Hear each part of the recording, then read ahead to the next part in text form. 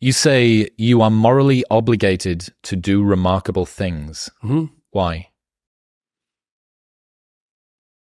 Well, I think partly because life is so difficult and challenging that unless you give it everything you have, the chances are very high that it will embitter you, and then you'll be a force for darkness and not good. And so, the fact that life is short and can be brutal can terrify you into hiding and avoiding, but it can also, you can flip that on its head and understand that since you're all in anyways, you might as well take the risks that are adventurous. And that's a very good thing to understand. And what is also useful to understand in that manner is that there isn't anything more adventurous than the truth. This is something that took me a long time to figure out. Well, you can craft your words to get what you want, and people do that all the time. They craft their words so they can avoid taking responsibility for things they should take responsibility for, or they can craft their words to gain an advantage that they really don't deserve. That's what you do when you manipulate. And the problem with that, you might say, well, why not do that if I can get what I want? And the answer to that is, you aren't necessarily the best judge of what you need. And it's easy to be deluded in what you want. And that's the sort of delusions that people chase if they chase power. If you decide instead that you're going to just say what you believe to be true, you have to let go of the consequences. And you might think, well, I don't want to let go of the consequences because I want to control what's going on. But what you miss then is adventure, because if you don't control what's going on, you don't know what the hell's going to happen. And maybe that's exciting. And actually, there's no doubt about it.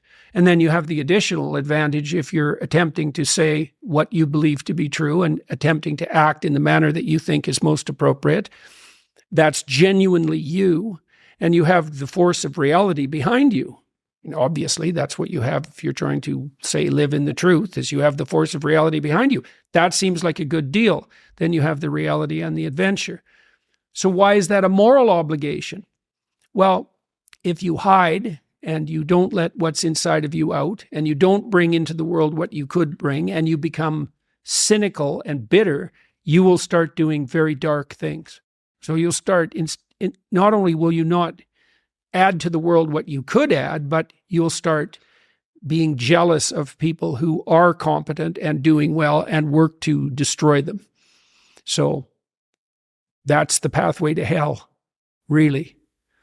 So one of the trends that I've been railing against most recently has been cynicism. Mm-hmm. There's this pervasive belief that everything is terrible and it can't get better. Yeah.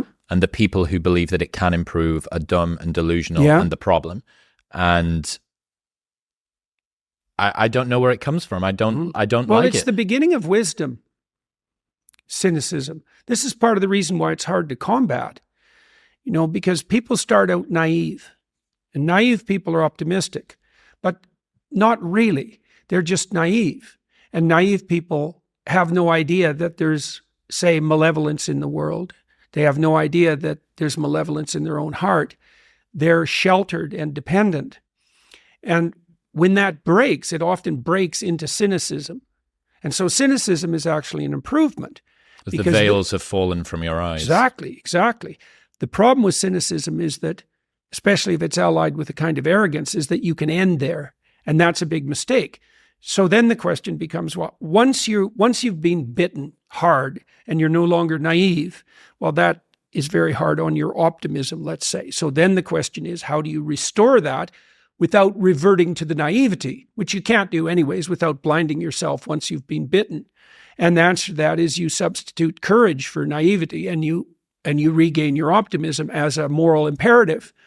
Right? So one of the things you might ask yourself is, well, if the future is likely to be catastrophic in a variety of different ways, which is definitely the case, both socially and personally, then what attitude should you bring to bear on that? And the answer might be, well, if you were courageous and faithful, and I can explain what that means, then you would conduct yourself in a manner that met the future head on, with the presumption that you can manage it.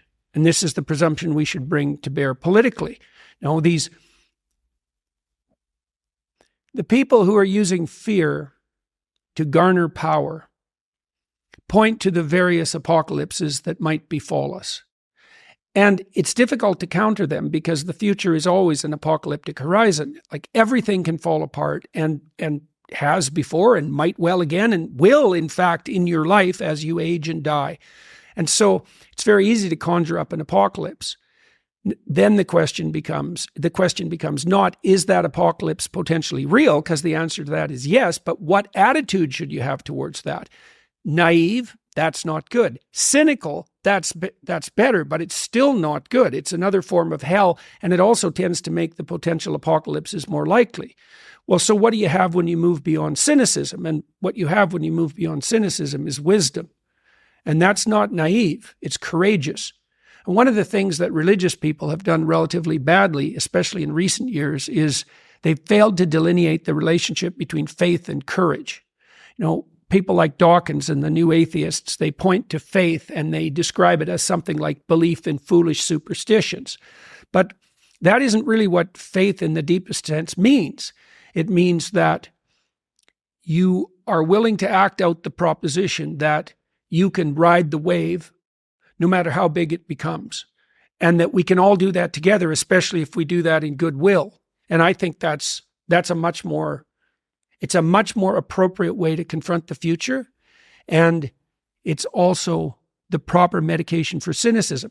Now, the other thing about cynicism that's interesting too is that cynics aren't cynical enough about their own cynicism, right? Because you can get doubtful enough to start doubting the validity of your own cynicism. It's like, what makes you so smart? What makes you the judge of being?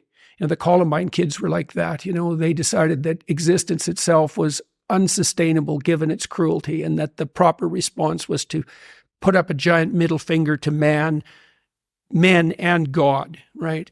Well, here's a way of being cynical about cynicism.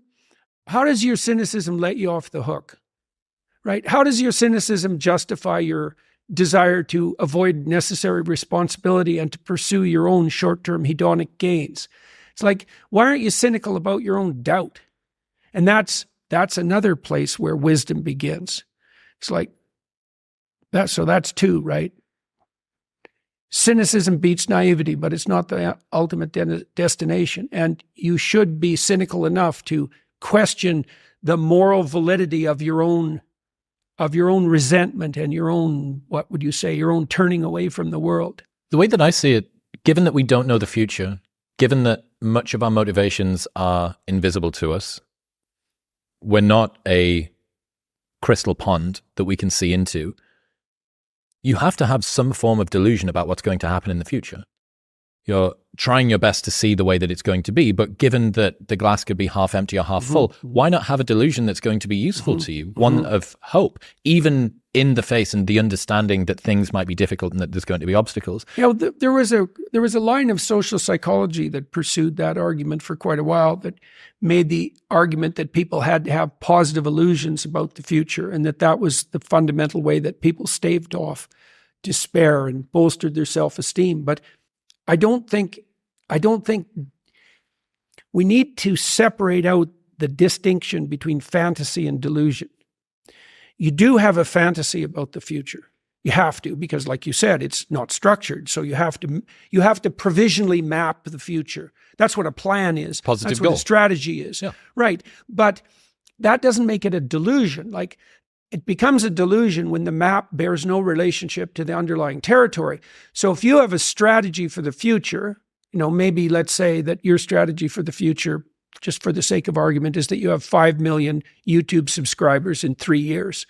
Well, you have no evidence of the strict sort that that's how it's going to be, because anything could happen between now and 3 years from now, let's say. But there's no reason to call that a delusion. It's one hypothetically possible path of potential. And then you can make the sacrifices necessary to bring that about. So even though it's a fantasy because it maps something that isn't there, it's not a delusion. It's a delusion when you're ignoring elements of your own experience that would inform your fantasy more effectively. You're ignoring them so that you can live in a positive representation of the future without having to pay the appropriate price for it. One of my favorite ideas I learned over the last couple of years is the inner citadel from Isaiah Berlin. Do you know this? Mm-hmm. So Isaiah Berlin says, when the natural road toward human fulfillment is blocked, human beings retreat into themselves, become involved in themselves, and try to create inwardly that world which some evil fate has denied them externally. That's a delusion often. If you cannot obtain from the world that which you really desire, you must teach yourself not to want it. If you cannot get what you want, you must teach yourself to want what you can get. Mm-hmm.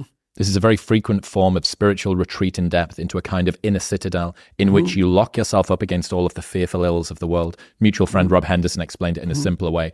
If your leg is wounded, you can try to treat the leg.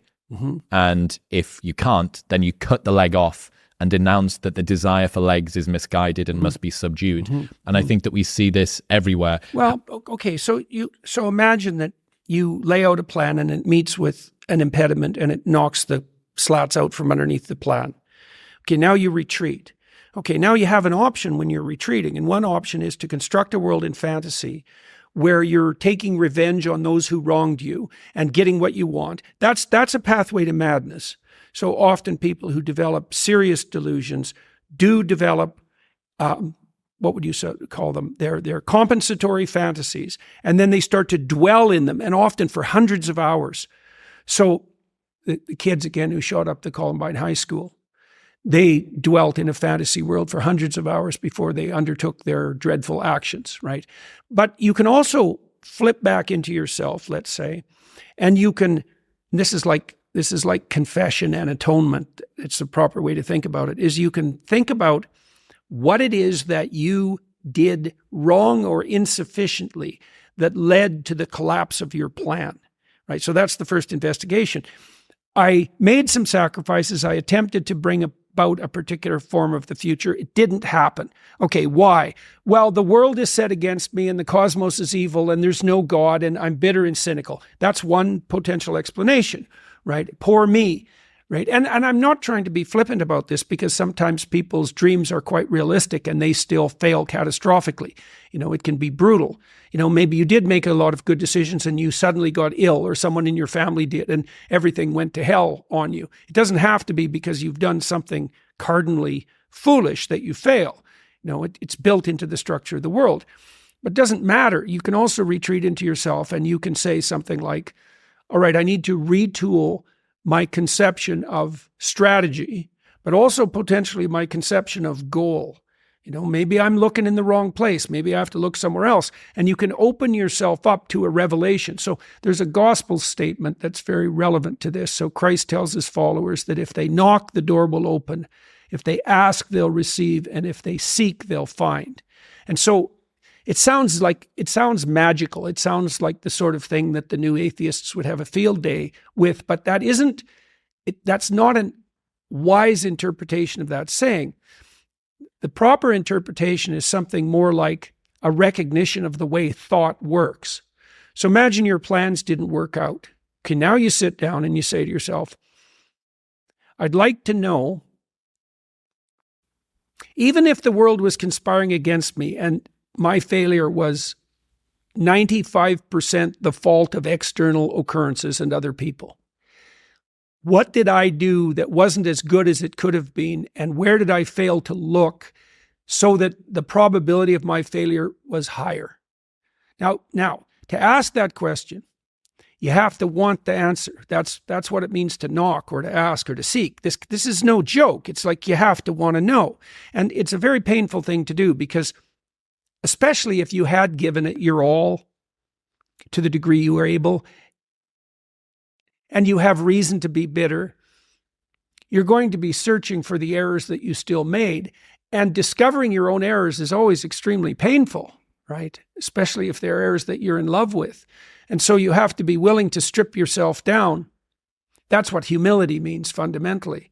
And then, but the advantage is this is why it's so useful to listen to people. You might find out where you're stupid, and then you could stop being stupid. And so one of the reasons you confess your sins, let's say, is because you want to discover where you're insufficient. Now, it's painful. It's painful to encounter an impediment in the form of someone else's opinion that might show you where you're blind and ignorant, or willfully blind even. But the advantage to that is you can rectify the error, and then as you move forward, you're stronger. One of the things I taught my kids, and I hope at least somewhat successfully, was that you should always ask a stupid question. And that doesn't mean the sort of question that someone who wasn't paying attention would ask. If you're listening to someone and you don't understand what they're saying, and you reveal that, you're revealing your ignorance, and maybe you're in a room full of people and you think you're the only person stupid enough to not get it, which is very rarely the case, by the way. The thing is, though, if you reveal that ignorance to yourself and to the other person, they can rectify it. And if you do that 1,000 times, you're not ignorant anymore. And this is a real pathway to success, too. You see it, you do this because you ask real questions in your podcast. And Rogan does this. Okay, Rogan's always trying to be a little smarter than he already is. And then that works, iterated. Like if you ask 1,000 dumb questions and you listen to the answer, then you know 1,000 things, some of them deep, that you didn't know before. So that's the advantage to searching your soul, let's say, for unrequited sins and attempting to atone. That's not a delusion, right? It's an attempt to set yourself right. It's the opposite of a delusion, even though there can be a fantastical element to it. Yeah, the conversation around people who try their best, do as many things right as they could, and yet still fall short because the world is random and unfortunate things happen. Happiness, as far as I can see it, sits in the gap between your expectations and reality. But the problem here is that people who have high standards often end up feeling a lack, right? How can people who strive like this avoid feeling despondent at falling short of their own high standards? I've heard you talk about the statue of David saying something like, "You are not all that you could be." Yeah. And as soon as you posit an ideal, you begin to compare yourself to that ideal. Yeah. So, well, that's a good question. I mean, the ultimate ideal is also the ultimate judge, because the ultimate ideal is something against which you fall far short. And that might be so painful that you can barely stand it. But then what you do is you two things, I suppose, is you lower the ideal and you raise your estimation of your potential. And what do I mean by lower the ideal?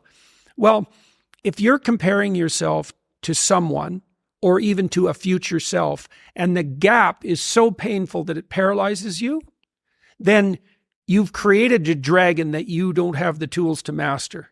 And so what you have to do is you have to scale the dragon down to size. And you want to scale the dragon down to size until it's a size that you are willing to move toward, however small that is. Now, if you're here and your ideal is here and that gap is unbearable, then you reduce the gap and you reduce the gap. And you're going to have to do that anyways, because you're not going to move from where you are to perfect in one fell swoop, right? There's going to be incremental steps. So you have to fill in that hierarchy of progression with a high enough resolution representation so that you can start to move forward. And then you should be buttressed. There's another gospel comment that's very interesting. It has to do, it's called the Matthew principle. And the Matthew principle is, to those who have everything, more will be given. And from those who have nothing, everything will be taken. Now, it's brutal because it implies that reality works like this. When you're moving up, you go like this, right? And that's pretty nice. That's a lot better than this. But when you're going down, you go like that, right? It's like downhill, cliff. Okay, so you want to avoid the downhill path. Well, if the uphill path is like this, which is like exponential, let's say, or geometric, then what that means is that it doesn't matter how big the first steps you take uphill are, even if they're trivial, even if they're shameful in their size, because you're so useless, that if you're disciplined in that, you'll speed up extraordinarily rapidly. And so that's the good news, you might say, is that you can take very small steps, even ones that might be shameful in their size, and you have to admit that to yourself. But once you get the ball rolling, it doesn't roll in a linear fashion. It rolls in a geometric fashion. And this is a really good thing to know because it can take the sting out of the realization of your own stupidity. It's like, yeah, everybody has their weak sides, let's say, things they're embarrassed about. When I first started going to the gym, I was like, how old was I? 1985, 23. And I think I weighed 135 pounds and I was 6'1", very, very thin. 27-inch waist, something like that. And I smoked like mad and I drank too much. Like I wasn't in good shape. The first attempts forward I took in the gym, I went to this swimsercise class. Jesus, it was me and this like really fat guy, young guy, probably not in any worse shape than me, and like 7 old women over 70, and they could outswim me. Like it was pretty damn humiliating. And so I did a semester of that and got myself in somewhat better shape. And then I started to go to the gym to work out, to lift weights. And that was also rough because, I'd be underneath the bloody bench press trying to lift 75 pounds off the rests. And, some muscle-headed bastard would come over and tell me how to do it. And it's like, yeah, thank you. But, it's embarrassing. And lots of times people won't do things like go to the gym because they're so embarrassed about how they look or what sort of shape they're in. And it's a pain to start at the bottom. But you start at the bottom where you're weak. And if you want to rectify what's weak, you have to accept the fact that you're at the bottom and that the first steps are going to be painful.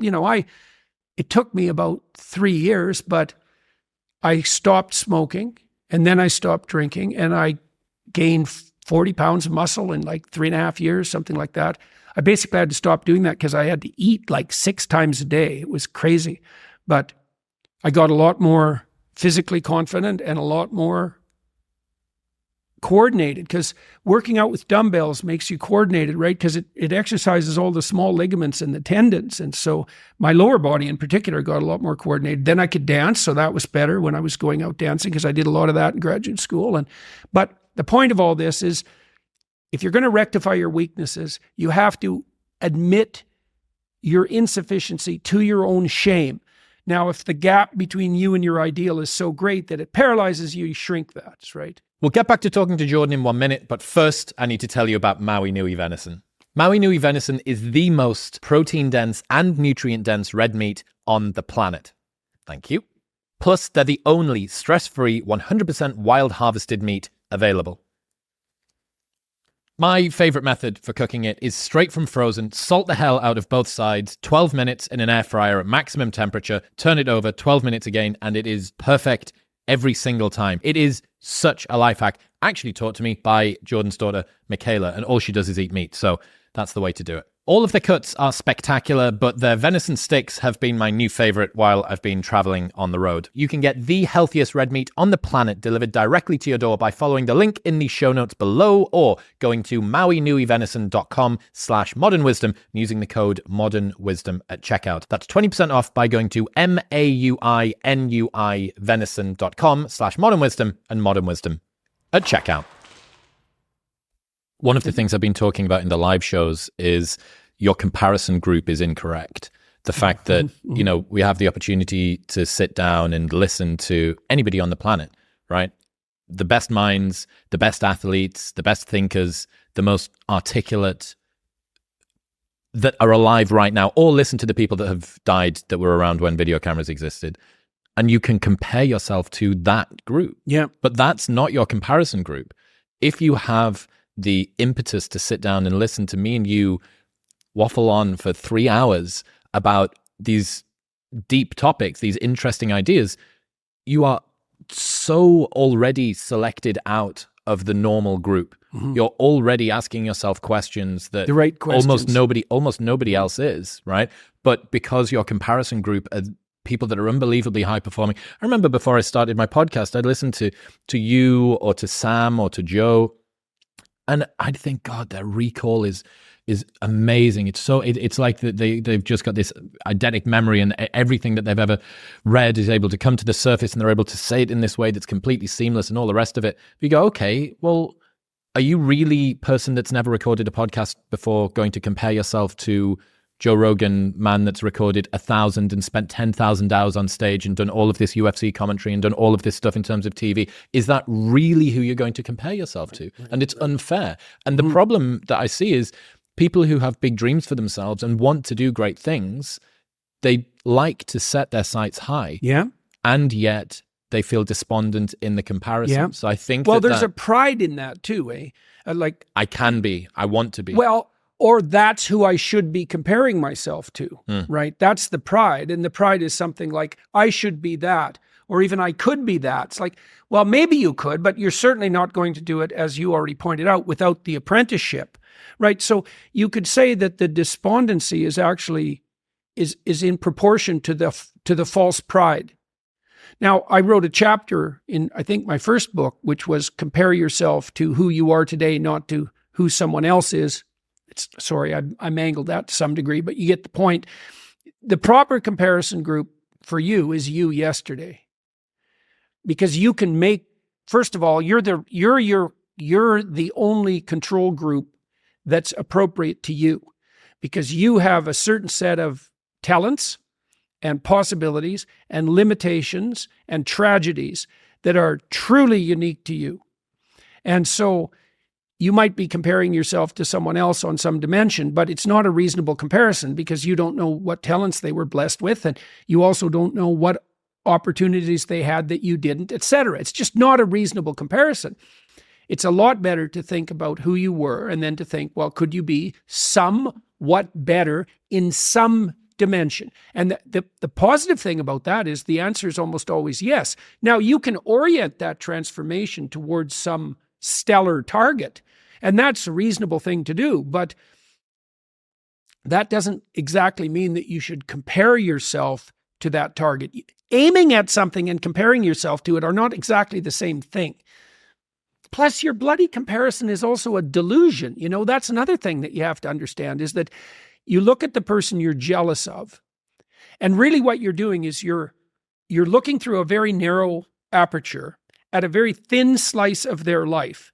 You're looking at the thin slice of their life that's turning out the best, but you're also looking at a thin slice of their life that's marketed to be the best, right? And you have no idea what the horror of that person's life might be in its totality. And you have no idea if the deal was, say you wanted to be Russell Brand.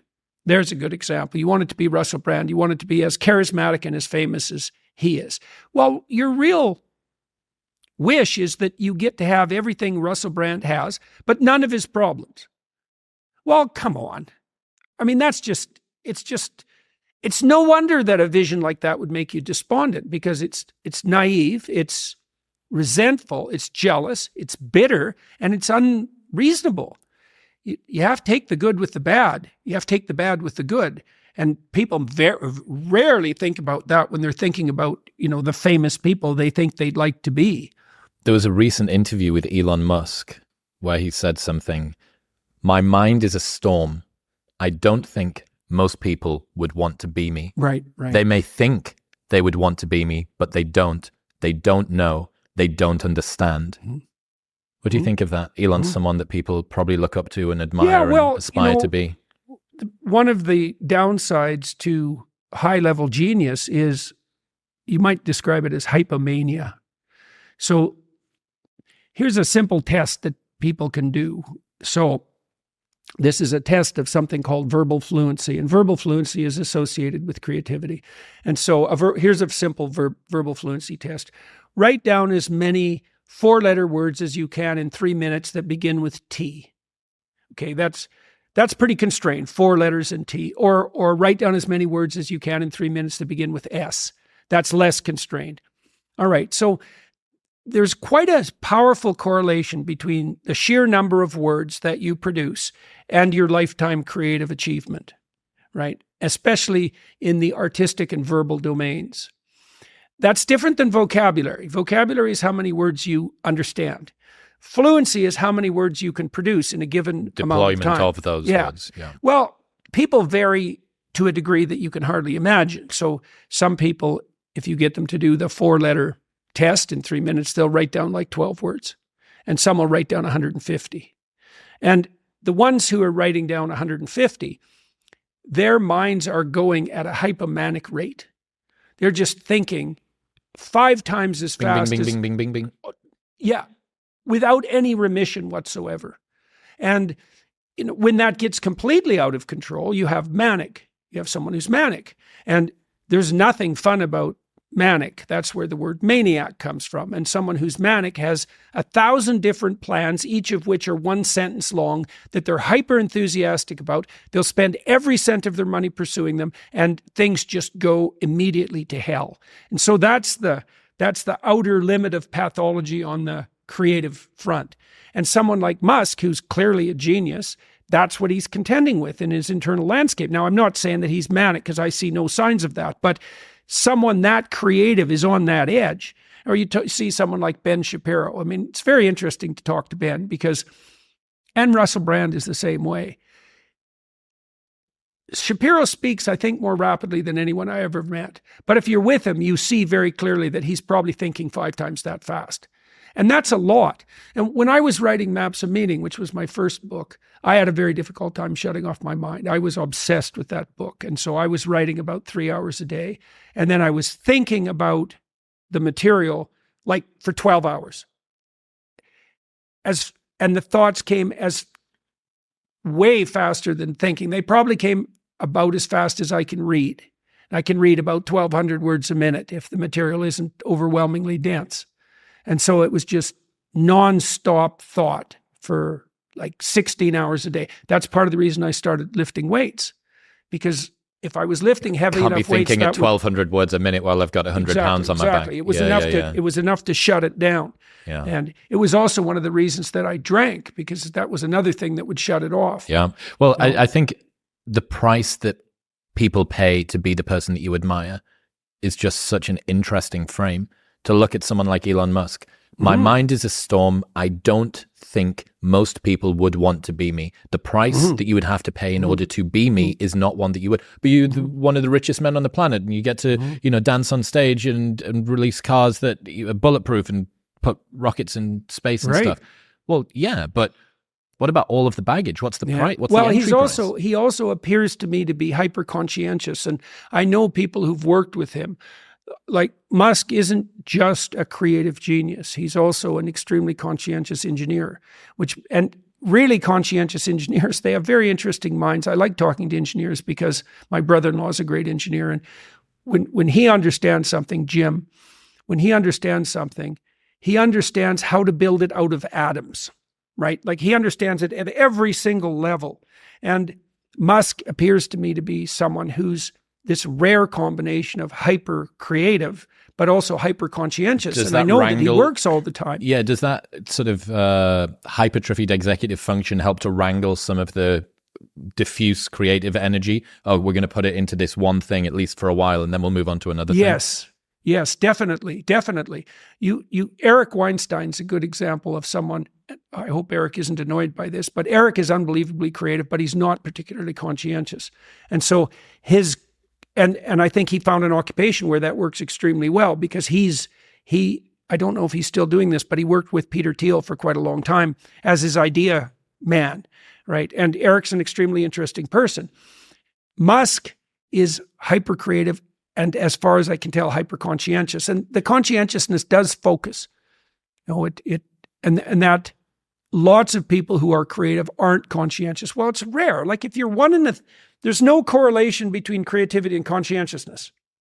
Okay, so if you're 1 in 1,000, if you're the most creative person in 1,000, and you're the most conscientious person in 1,000, you're 1 person in 1,000,000.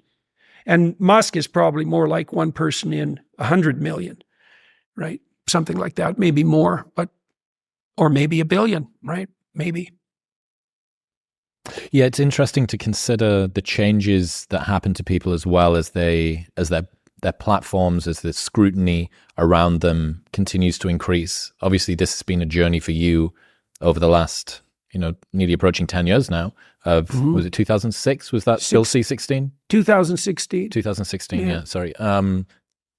How have you found fame change you? What's been impacted or changed due to the scrutiny and the surveillance and the adoration and the criticism? Well, the first thing that changed, I think, was that I saw misery on a scale that I hadn't really seen it before. I had worked as a clinician for a long time, and I worked with, say, 20 people a week. And I was always in the realm of difficult existential problems, wrestling with my clients' problems alongside of them. And I liked that a lot. And then I had my research, and I had my family and various business interests. And so that misery in some ways was contained and boxed in. And I had a lot of structure around that to be able to function, despite the fact that, I was neck deep in 20 people's serious problems, which I really liked, by the way. When I started speaking on a larger scale and meeting more and more people, the scale of demoralization really hit me. I didn't know how deep the demoralization in our culture had become. And I think that was especially obvious to me at that point among young men. Now, it looks like, this is Jonathan Haidt's research is indicating this, that possibly young women are even in worse shape. But for whatever reason, most of the people I was meeting, at least to begin with, were young men. I think it was probably because most of them, far more people on YouTube, are young men. And so it was shocking and brutal to see how much demoralization, how widely spread the demoralization in our culture was. Other than that, and that was a real shock, and it was very hard on me, I would say. Everything else about it has been, at minimum, ridiculously interesting. I have an unbelievable wealth of opportunity. I'd be a fool to be anything but abjectly grateful. I mean, the misery that I saw was a shock, and it hurt me, and it was part of what made me ill. How did that impact you? Did it change the way that you see the world at all?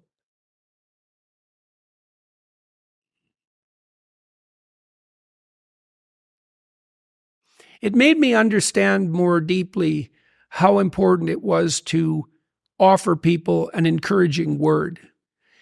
I could see that so many people were dying psychologically or actually for lack of an encouraging word. And so it made being in the position to provide that much more necessary. I mean, part of the reason that Tammy and I tour constantly is because it seems to be good. It seems to be a good thing. We've even seen changes in the audience. So 5 years ago, 6 years ago, when we did our first tour, a lot of the people who came to the talks were in pretty rough shape. There were more men than there are now, like the proportion of men to women was higher. And the men were generally there alone, and a lot of them were looking pretty ragged around the edges. And now, 5 years later, half the audience comes in suits. Like it's as if they're dressed for a wedding. Most of the guys are there with some woman. The audience members are doing much better, and the lecture events are extremely positive. If you looked at my life from the outside, you'd think that I was in a constant storm of aggravated controversy, but all of that, virtually all of that, is virtual.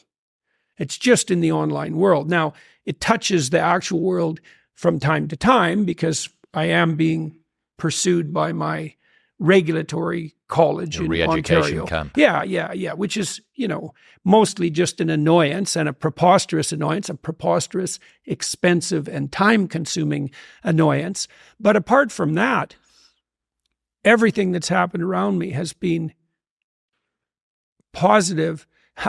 That's a strange thing too. Positive at such an intensity that even that is daunting. You'd think it's hard to imagine that you could be in a situation where things are so positive that you can barely stand it. But I am in that situation, and it's quite something to contend with.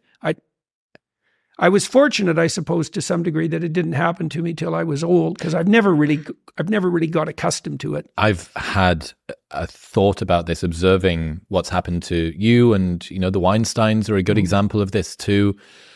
We often hear the perils of getting fame too young. The Macaulay Culkins of the world, the Britney Spears of the world.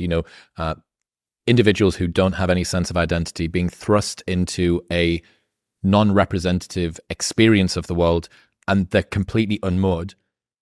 But I think that there's an equally interesting question to ask, okay, and what happens if you think you know who you are? If you've spent decades, 5 decades, 6 decades of your life understanding your place, your status, the trajectory that you're on, and then out of nowhere, you get ripped away from all of the areas of reference, all of the waymarkers that you thought you knew, and now you're just floating in the air. I imagine that could be even more disquieting in some ways. Well, when everything blew up around me to begin with, it was stressful, I would say, because my job was on the line, my university job, and I never thought that would happen. I mean, when I worked at Harvard and at the University of Toronto, that was all positive. Like, I really liked working with my graduate students. I had at least cordial relationships with my fellow faculty members. At Harvard, they were more than cordial. At the University of Toronto, most of the faculty members that I started to develop friendships with were also those who ended up moving away. And they were often people who got offers from other places, and they would disappear. And so a lot of the friends I developed at the University of Toronto went elsewhere. And so I didn't get as tightly tied in with regards to friendship networks among my peers as I had at Harvard, for example. But I had great relationships with undergraduates and with my graduate students. That was plenty. Like, I loved working with my graduate students. And so it wasn't like I was pining and alone, not at all. And I had a good network of friends. And so then that was threatened and really disappeared in 2016. And my clinical practice was threatened. And so that was unsettling. I think there were things that continued, though. Even when I was teaching as a university professor, the way I taught wasn't typical.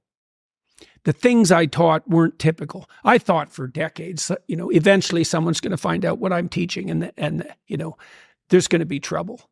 I couldn't believe I was allowed, encouraged to teach what I was teaching. But, the universities, and this was particularly true of Harvard in the 90s, that's how they were structured. What was so rebellious about what you were teaching? Well, there wasn't really anybody who was concentrating on the nexus between, say, archetypal and religious ideas in neuroscience. So that wasn't a thing.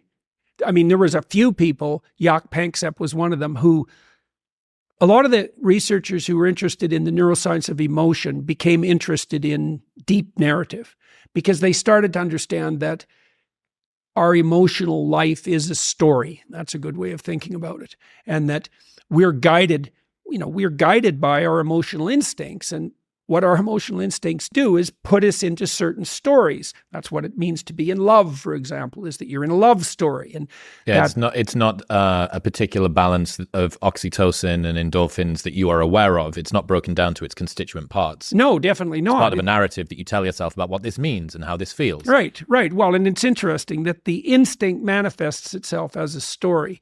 And so I was very interested in narrative and story. And also, see, no psychologist studied Carl Jung, like literally, virtually none. Really? Now, oh yeah, no, definitely not. I mean, psychology really developed in some ways as the materialist antithesis to psychoanalysis.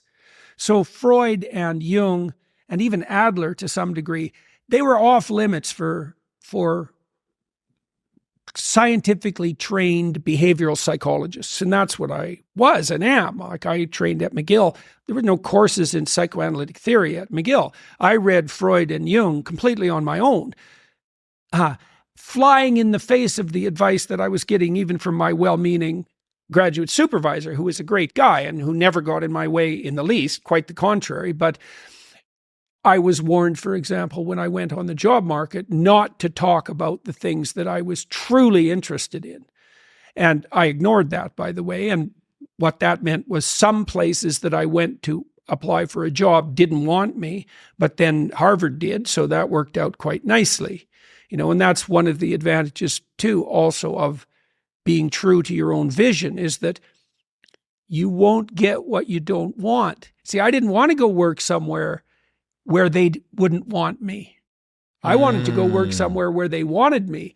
So my strategy was, well, this is who I am. And if you don't want me, that's a drag because I'm looking for a job. But by the same token, I'm not going to pretend to be someone other than who I am so I can work here. What a stupid way of starting your career. Well, that goes back to the truth, right? Telling the truth. What are you going to, if you tell a sufficiently seductive lie, what is the best that you can hope for? Right. The person that you are telling the lie to falls in love with the projection. Right, absolutely. Well, when I applied to graduate school, I wrote a crazy admissions letter, and I basically laid out who I was, flaws and all, and what I was interested in. And 3 people bit. And the one that I liked best, partly because he was at McGill and I wanted to be in Montreal, was my graduate supervisor, Robert Peel. And he knew what he was getting. And we had a great time. I still work with him. I had one of the best relationships with Bob that I've ever had with anyone in my life, and it's lasted 4 decades. And it was because, Bob's a very honest person. We were very different. He's very practical. He's a very good administrator, a managerial type, although he's super smart. He had an exhaustive knowledge of the relevant research psychology literature. And I came in, flying on a mat of psychoanalytic theory and philosophy and religious ideas, very, very different, although we shared a real deep interest in the practicalities of research, and he taught me how to fall in love with the more scientific end of the research distribution. But the point I'm making is that he knew what he was getting right from the beginning, and so did I. And that worked like a charm. There was no reason for any sort of subterfuge. And it turned out that his talents and mine dovetailed extremely well. So, and we had a blast. I loved working with, that's why we've been working together for 40 years. I traveled all over North America with Bob because we also started a business, and it was great. It was great. The thing is, if you tell people who you are and an opportunity opens up, it opens up for you. Yes. Not for this thing you've created, this lie. There's this story that Douglas Murray told me about one of his first bosses at an early newspaper that he worked at. I can't remember the gentleman's name. This guy is a legend within the industry. He's been working for a long time. He's accumulated a number of haters and fans. And toward the back end of his career, as Douglas is starting his, he decides that he wants to release a West End play about the life of Prince Charles in rhyming couplets, adventurous as West End plays go. And obviously there was all of this scrutiny because he was this very well-known individual within the publishing world. And opening night, by the halftime interval, there was no one left in the entire auditorium, including the cast. And this guy was devastated, right? And he was mocked in the press and all the rest of it. Apparently Douglas saw him shortly afterward and asked him kindly, he was like, look, what were you thinking? A West End play about the life of Prince Charles in fucking rhyming couplets? He said, well, Douglas, I followed my instincts.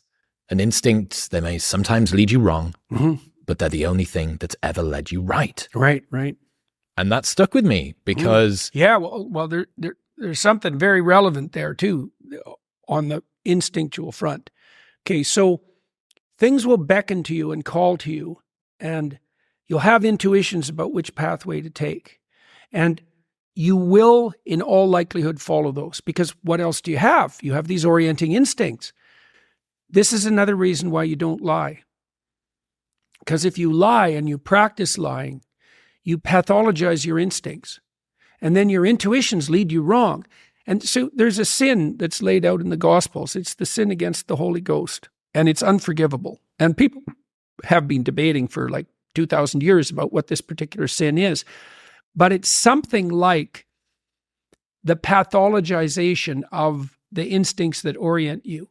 Like if you sacrifice your relationship to the truth, you warp your vision. And then you can't see. And then one day it'll be dark and there'll be sharp things in the fog in front of you. And you'll wander right into them because you've pathologized your own vision. Yeah. You don't want to lie because you program yourself falsely. And then you automatically see what isn't there. And then, of course, the world will slap you in the face continually. And you'll think, oh my God, the world's such a pathological place. When the truth of the matter is that no, you just keep running into things that you refuse to see. And then you think, well, the world's made of nothing but obstacles. It's like, well, you put the obstacles in your own path. And you did that by developing these complex, self-serving delusions, a story that you tell other people about who you are that isn't true. You're trying to lay out a map that bears no relationship to reality, and you keep wondering why you wander off the path and into a pit. It's like, well, how could it be otherwise? See, if you really understand this, people have commented to me many times about my bravery, and I don't like that. It's not right. I'm afraid of different things than the typical person. Maybe that's a good way of thinking about it. I'm way more afraid of the consequences of saying something that's false or wandering off the appropriate path than I am of whatever consequences might come for saying what I believe and doing what I believe to be the case. I'm way more afraid of that.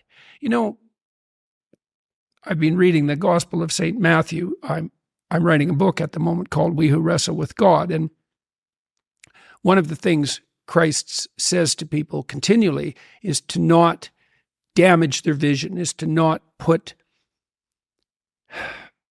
that's the best way of putting it. Don't occlude your eye. You can see what's in front of you if you're willing to see it. And if you're willing to see it, many of the terrible obstacles in life, you can just walk around. But if you blind yourself purposefully to follow your own narrow, self-serving delusion, you're going to run into terrible things and terrible people and the terrible part of your own soul all the time. That's what you should be afraid of. But the best thing that you can hope for, if you do that, is to fluke success living somebody else's life. Right. Great. Wonderful. Yeah, exactly. You get to be a successful fraud. I remember this documentary about Ron Jeremy. I think they called him the Hedgehog. He was this famous porn star. I've seen a music video with him in, yeah. Yeah, okay. Not one of the world's most attractive people physically. And, you know, he lived in this very interesting world. He lived in this world. He was stopped constantly on the street by people who thought Ron Jeremy was a hero. Right. So he was in hell because the people who admired him were the people who admired... He was surrounded by the people who thought that he was an avatar of success, right? And so he got what he wanted, I suppose. He had easy access to easy women. In other news, this episode is brought to you by Manscaped. If you are a gentleman who is still using an old face shaver from 3 Christmases ago to trim your gentleman's area, what are you doing? Join us here in the modern world. There are purpose-built tools for the job, and the brand new Lawnmower 5.0 Ultra is the tool that you need. It's got a cutting-edge ceramic blade to reduce grooming accidents, a 90-minute battery so that you can take a longer shave, waterproof technology so that you can groom in the shower, and an LED light which illuminates grooming areas for a closer and more precise trim, or if you just want to do it in the dark like a ninja would. Going into the holiday season, you might want to get the man in your life a gift, or hint at him that he's a tiny bit more hairy than you would like, and the Manscaped Lawnmower 5.0 Ultra is the perfect blending of these two worlds. Since we're on YouTube, I can't show you how this actually works, but what I can show you is that transformation right there. That's you, gentlemen. Unwrap the gift of smoothness this season by going to the link in the description below or heading to manscaped.com/wisdom using the code WISDOM at checkout for 20% off and free shipping. That's manscaped.com/wisdom and wisdom at checkout. Well, let me give you this. This is why I think the beginning of the incel movement and the black pill movement was born out of pickup artistry. The origin, if you trace it back using internet history, of the incel black pill ideology was I think it was a subreddit or a website called PUA Hate, Pickup Artist Hate. And what it was a group of men who had been through the pipeline of pickup artistry and come out the other side with a very jaded and even more jaded view of the world. More jaded. Yes, and I'll tell you why. So what happens if a guy learns old school, mid-20 noughts pickup artistry is you realize that there is a particular set of actions, a script that you can run, which makes it more likely that a woman is going to go to bed with you. Right. But what you realize when you do that, as you learn how to nag and do Kino escalation and tell them that story about the midget fight outside or whatever your script is that you're running, you then begin to see just how far away that person is from the person that you actually show up as. Right. Who you are and this extravagant persona that you need to convolute into existence in order to get this woman into bed makes you feel worse even. Feel the gap between where you are and what you have to do in order to achieve the thing that you want. Now, what you don't realize is that there are a million other ways that you could become sufficiently charming to get this person to like you. This is actually doing it, for example. This is just one that happens to be robust and easy enough to write down in a book and easy enough for most guys to replicate. It's basically a form of scripted psychopathy. So what a psychopath does is feign competence, right? So most psychopaths are very emotionally stable. And so one of the early stage markers for competence is self-possession and calmness. And so if you're not an anxious person, you've got an edge on that already. And most psychopaths are very high in emotional stability. And so they look confident because confident people tend not to be that nervous. Like if you're doing something you're expert at, well, you're not nervous because you know how to do it. Okay, so the lack of nervousness is a hint to competence. Well, you can feign that. You can feign competence. You can feign confidence. That's what the pickup artists teach. Now, I would say there's even some utility in what they do, right? Because if you're dependent and bitter and resentful and charmless and self-destructive and nervous and socially unskilled, the probability that you're going to be successful with women is very, very low. Okay, so you should be other than who you are. Now, if you start putting on this persona, then you could think about that as a new suit of clothes, and you could learn through that how to fill in the gaps. Fake it until you make it. Absolutely, absolutely. But if you take on that without doing the effort necessary to integrate that in a genuine way, then all that's happening is that you're being rewarded for being fake, right? And that's part of the problem with that too, is that you're practicing learning how to manipulate people in a psychopathic way. And if you practice that, of course you're going to become jaded. Like there's nothing more jaded than a psychopath. I mean, that's the ultimate extreme of jadedness. And if you practice manipulating, especially if the women happen to be reasonably good women, if you practice manipulating them and you're successful, then you're learning to be one horrible person. Now, as your completely useless, unproductive, and undesirable former self, you weren't exactly stellar to begin with, but substituting psychopathy for that was sort of like substituting cynicism for naivety. Now, as a complex problem, I mean, part of the reason that people like Andrew Tate are so attractive to young guys is because they do put up that confident, that false confidence. Tate's a complicated guy because it's not all false. Real people are complicated the way that like villains in comic books aren't. Tate's a fighter. It's clearly the case that he's got a certain degree of physical bravery. That's real. All right.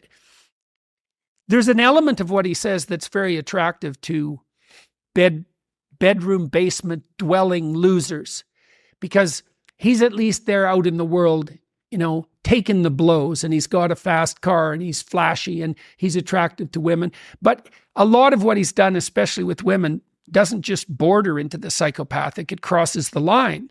And that's not a good model. It's not an optimal model for people who are trying to progress. But it's a strange thing because just as cynicism is an improvement over naivety, right, the capacity to be dark is an improvement over the lack of ability to be dark at all. And so Tate is attractive in the way that the shadow beckons to people who are undeveloped, right? Because it does. It's like you're neurotic and you're dependent and you're repressed because you're immature and harmless. Well, one way out of that is to stop being harmless. And one of the things you can say about Tate is that he's not harmless. Right. Well, it's a virtue. Now, it's a virtue that has to be bracketed. It's like cynicism is a virtue compared to naivety, but it's not virtuous in and of itself. It's a step on the way. And so maybe you can learn how to feign confidence and you can learn how that works, and maybe that's an improvement. I had a guy in my clinical practice who got involved with the pickup artist community, and he taught me a lot about it. And one of the exercises that their initiates had to do was to go out and ask 50 women for their phone number in one day. And that's a great exercise, and I'm not exposure therapy, approach anxiety. Absolutely.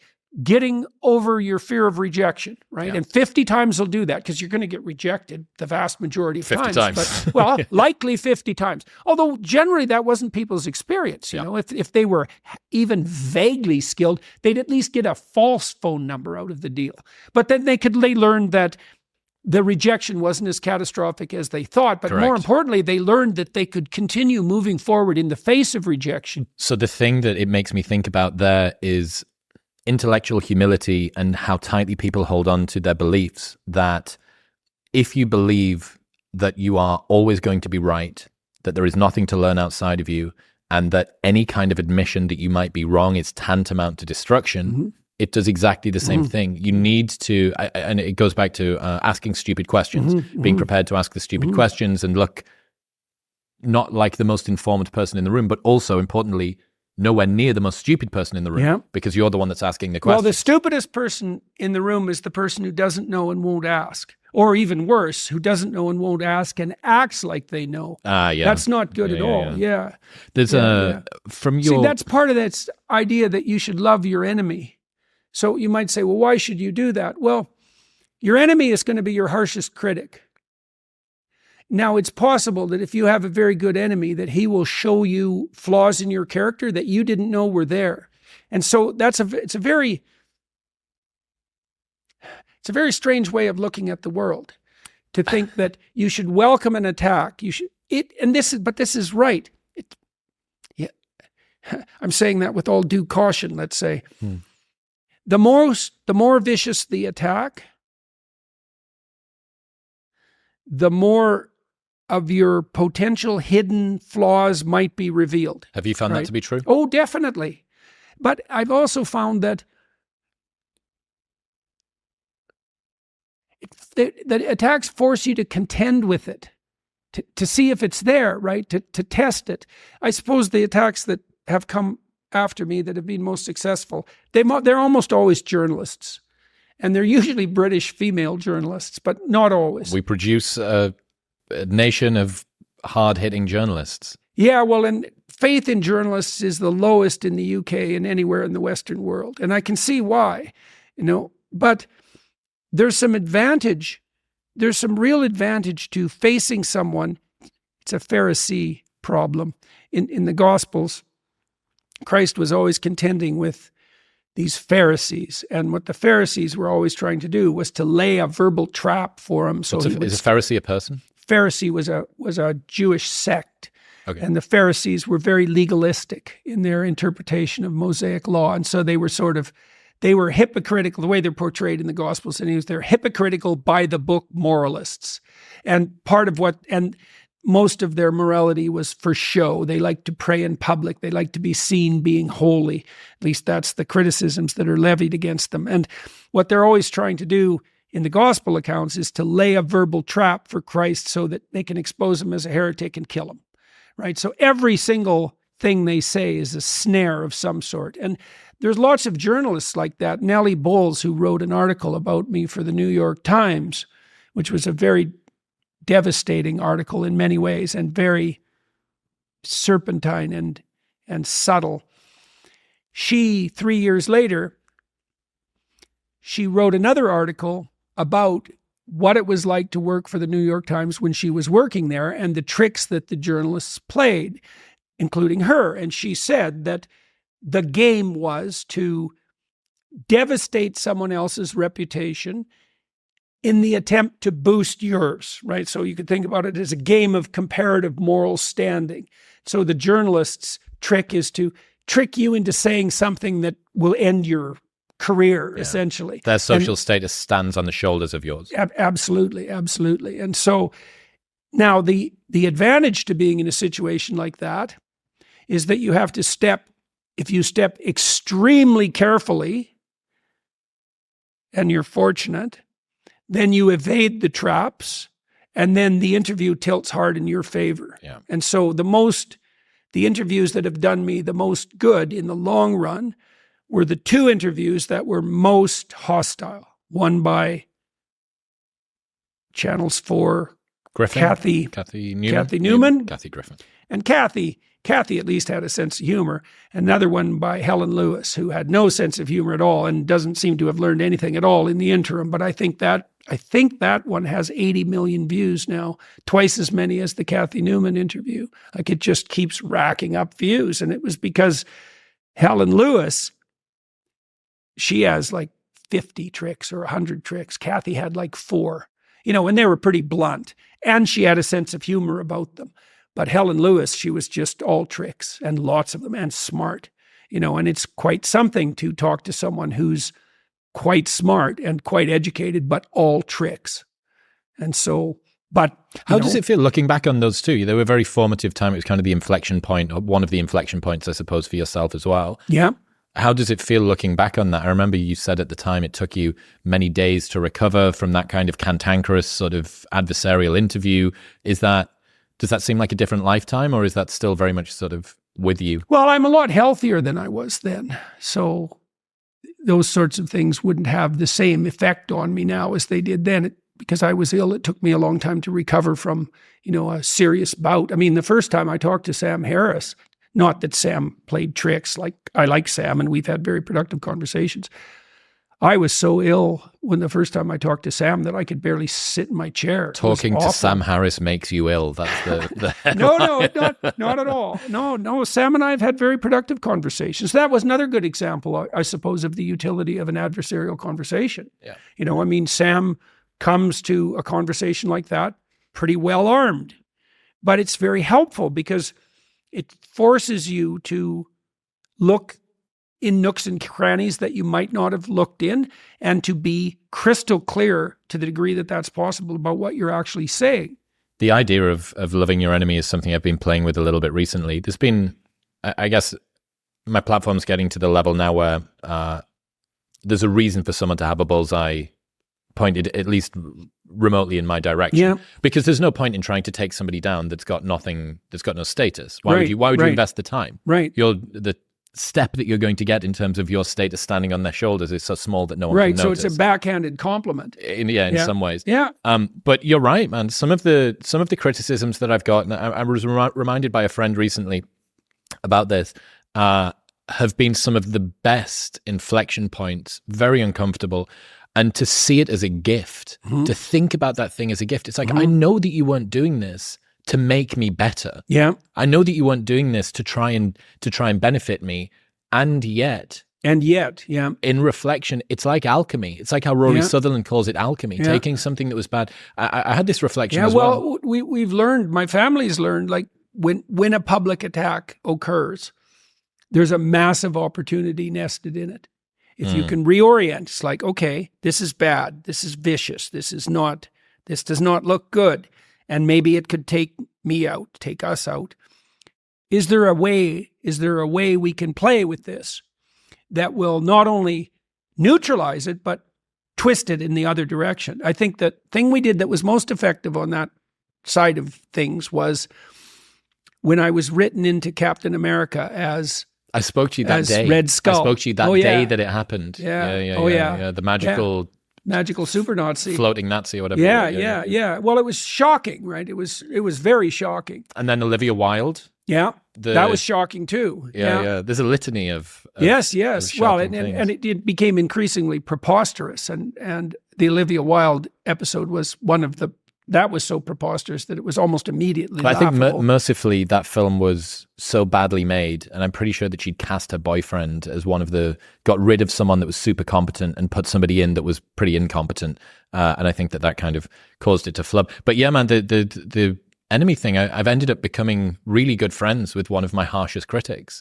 It's so strange, and yet makes complete sense afterward. You had How did you end up making friends? So I got criticized by a pair of podcasters who do this. They kind of take down or they have a very critical eye of much of the podcasting world, and they did an episode about an episode that I'd done, and they have a right of reply thing. Oh yeah, Sam's been on to do it. Who else has been on to do it? I did it. A couple of other Konstantin Kissin's been on to do it, and I went on, and there was a bit of like, I listened to their show. I think it's a very illuminating way to see how people that have a different perspective about what's going on in your world see it. And I was like, yeah, I got the opportunity to go on and have a conversation, and I did.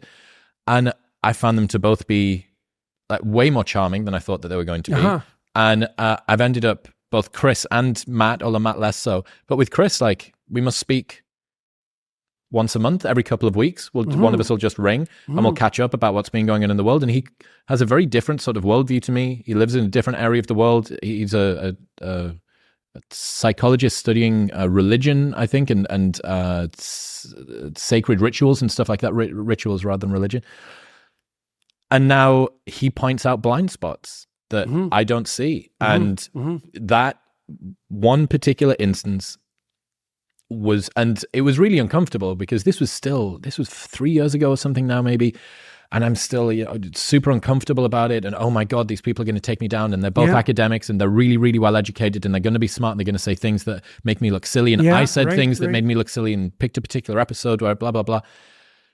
And yet, in reflection, it's been that one instance and the subsequent rumination about it was one of the biggest inflection points for me, going from having blind spots that I hadn't seen to that. And I almost think that the degree of discomfort that I went through was mandatory, because had I have not felt so much like fear and anxiety and embarrassment about the fact that it's going to be out there, and there's going to be all this focus and attention in not a nice way, and there'll be tweets and all the rest of the stuff, that was sufficiently uncomfortable to force me to actually genuinely look at the things that I was doing that I was getting wrong. And I'm sure that there's a million things I'm still getting wrong. But yeah, it was as much a gift as it could be. We'll get back to talking to Jordan in 1 minute, but first I need to tell you about Element. I've used Element every single morning for over 3 years now. It is the way I start every single day. It tastes fantastic. It optimizes my hydration. It helps to regulate my appetite, and it improves my brain health. Element contains a science-backed electrolyte ratio of sodium, potassium, and magnesium. Best of all, they've got a brand new chocolate caramel flavor, which you can have hot. Hot Element, I hear you say. What sort of hydration blasphemy is this? But no, it tastes fantastic, and on cold mornings, it's perfect. There is a no BS, no questions asked refund policy, so you can buy it and try it completely risk-free. And if you do not like it for any reason, they will give you your money back, and you don't even need to return the box. I've used this every single morning for as long as I can remember, and that orange flavor is phenomenal. Plus, that chocolate caramel is available right now if you go to the link in the show notes below, or head to drinklmnt.com/modernwisdom for a free sample pack of all 8 flavors with your first box. That's drinklmnt.com/modernwisdom. Here's another thing. I spoke to David Goggins about this last year, about how I was bullied as a kid, and I was quite unpopular in school, and I was an only child, so I didn't really have many people to back me up, in the schoolyard or whatever. And I, for a long time, had a chip on my shoulder about the kids that mistreated me in school, as you might expect. And then I got toward, maybe a few years ago, and I really, really started to reflect on it and realized that so many of the things that I valued in myself were the light side of something dark that had been created during that time in school. Mm-hmm. So my complete preparedness to just spend time on my own means that I don't mind about moving out to a country where I don't know anybody and trying to make this podcast thing work, or spending hours and hours working or researching or recording podcasts or doing intros or whatever it is. Like all of those things. Not having a super tight social network as a kid meant that I wasn't beholden to anybody when I grew up, that I didn't feel the need to have as much support as I go along to do stuff. Now, other sides of it haven't been so great because I still seek validation. I still seek a lot of validation because that was something that I was missing as a kid. But yeah, realizing not only you probably wouldn't be here if it wasn't for the things that you went through. Okay, there's step one. And then step two is, and I'm quite grateful for what I've done. And then step three would be something like, wow, I'm proud of myself for having turned something that was negative into something that's positive. But then another level above that would be, wow, so maybe I should be thankful. Yeah, right. Well, we were talking earlier in the podcast about what is the appropriate attitude towards the future. And I would say, well, we could put past, present, and future in the same bin. Say, well, one of the things that you want to do is practice gratitude. That's one of the primary religious rituals, you might say, is the practice of gratitude. And you might say, well, my life is so horrible. What do I have to be grateful for? And I would say that's for better or worse, that's still a form of blindness, right? I mean, people can have very, very difficult situations, can be in very, very difficult situations. And it's in those difficult situations where the search for gratitude becomes something that is by necessity deeper and more difficult. But that doesn't mean it's not appropriate. And there is a very tight association between loving your enemy and being grateful in spite of the terrible things that occur in your life. I've been writing about the book of Job, and Job is a story of unjust suffering, fundamentally. God deems Job a good man. So we have it on God's word that Job is actually a good man. And then all hell breaks loose, partly because God makes a bet with Satan, which is, a hell of a thing to do, and says, do your worst. He's not going to turn on me no matter what you do. And so Job, despite his torment, he becomes very ill. He loses everything he has. His friends, he becomes ill in a way that's disfiguring. His friends come around and laugh at him and tell him that he's a bad man, and that's why all these terrible things have been happening to him. And it's brutal. And Job refuses to lose faith in himself. He says, look, I'm not perfect. But as far as men go, I've done what I should do, and I'm not being punished in some manner that's obviously related to my sin. It's more like the random play of tragic forces in the world. I'm not going to lose faith in myself no matter what. And I'm also not going to, his wife says, shake your fist at God, curse him and die. Because things have gone so badly for Job, she thinks that's all that's left to him, and he refuses to do that. So he maintains faith regardless of what's happened to him. And that's really the moral of the story of Job, which is that you are morally obligated to maintain faith no matter what happens to you. And there's a practical side to that. So imagine that God and Satan conspire against you. There'll be times in your life where it feels like that's happening. And then imagine that your reaction to that is to become bitter and resentful and hostile.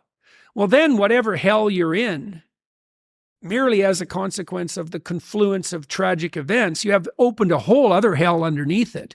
The hell of bitterness and resentment and ingratitude. And that turns into the desire for revenge very, very quickly.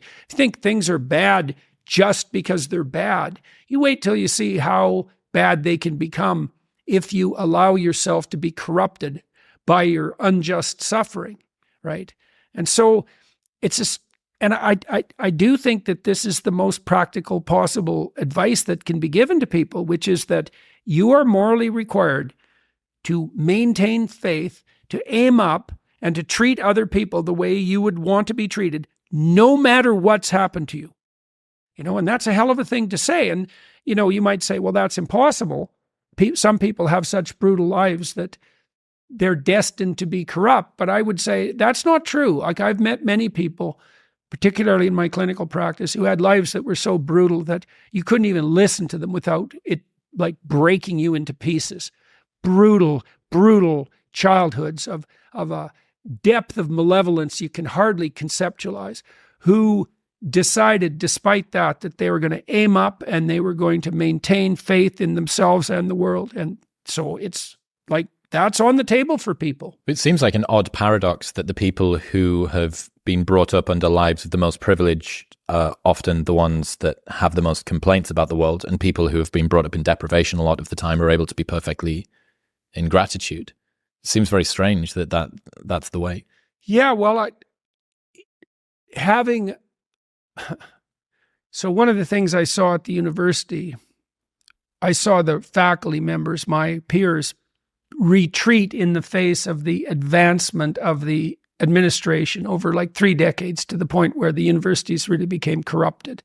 And it didn't really happen at Harvard when I was there in the 1990s, although it was starting to fray around the edges slightly, but I really watched it at the University of Toronto in the 20 years I was there.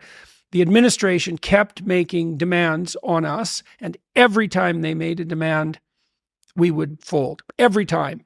10,000 micro retreats. So then the administrators took over the university, and then the woke types took over the administration. And that was that. Well, the reason, what I saw my faculty members do, the academics that I worked with, is that this is how the corruption starts. Is like, when you're an undergraduate, you write down what you think the professor wants to hear to get the grade. And then you're a graduate student, and you have to, let's say, get along with your professors and your supervisor. You have to tell them what you think they want to hear so that you can get your PhD. And then maybe you are on the academic track and you're an assistant professor. There's 3 levels of being a professor. You're not tenured as an assistant. So you really can't say what you think or do what you think you should do then, because you have to get tenured. And then when you're tenured, well, you're not a full professor yet. And so you don't speak then. And back in the back of your mind, you have this idea, well, at some point, I'll have enough security so that I'll be able to tell the truth. But that's based on this weird idea that the courage to tell the truth is based on security. Well, courage isn't based on security. That's a stupid theory. You're not courageous if there's no risk.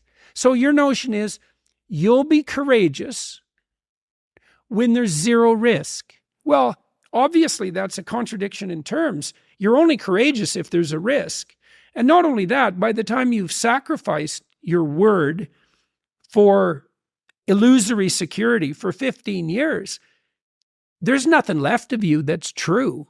That's gone a long time ago. You probably look back at the former self who was naive and thought that you could say what you think as just, well, you're cynical about it. That person just didn't know how the world worked. And then it's the same thing that you pointed out. The idea that you become good because you have material plenty. Well, that's a silly idea. Why would that be the case? It's like the same as assuming that all rich people have got taste. Right. There's right. poor people who've got beautifully designed interiors and rich people who've got gaudy messes. Right. Yeah. There was well, then the poor people are actually rich. Absolutely. There's a report. I wanted to bring this to you. It's so interesting. So a recent report was released by the Harvard Graduate School of Education detailing the drivers of anxiety for young adults aged 18 to 25. 34% reported feelings of loneliness. 51% said achievement pressure negatively impacted their mental health. 58% reported lacking meaning or purpose in their lives in the last month. 50% reported that their mental health was negatively influenced by not knowing what to do with my life. Mm-hmm. There has been much examination of the well-being of teens aged 14 to 17. Not much has been known about those occupying the critical young adult years, and yet young adults report roughly twice the rates of anxiety and depression as teens. The young adults are not okay. Yeah, I believe that. I saw even with my own kids that like when I was a kid, probably the time between 13 and 15 was the most difficult transition. But I saw that become older by the time my kids are 30 now, basically. By the time my kids were young adults, I could see that transition into adulthood was the place where the difficulties were starting to mount.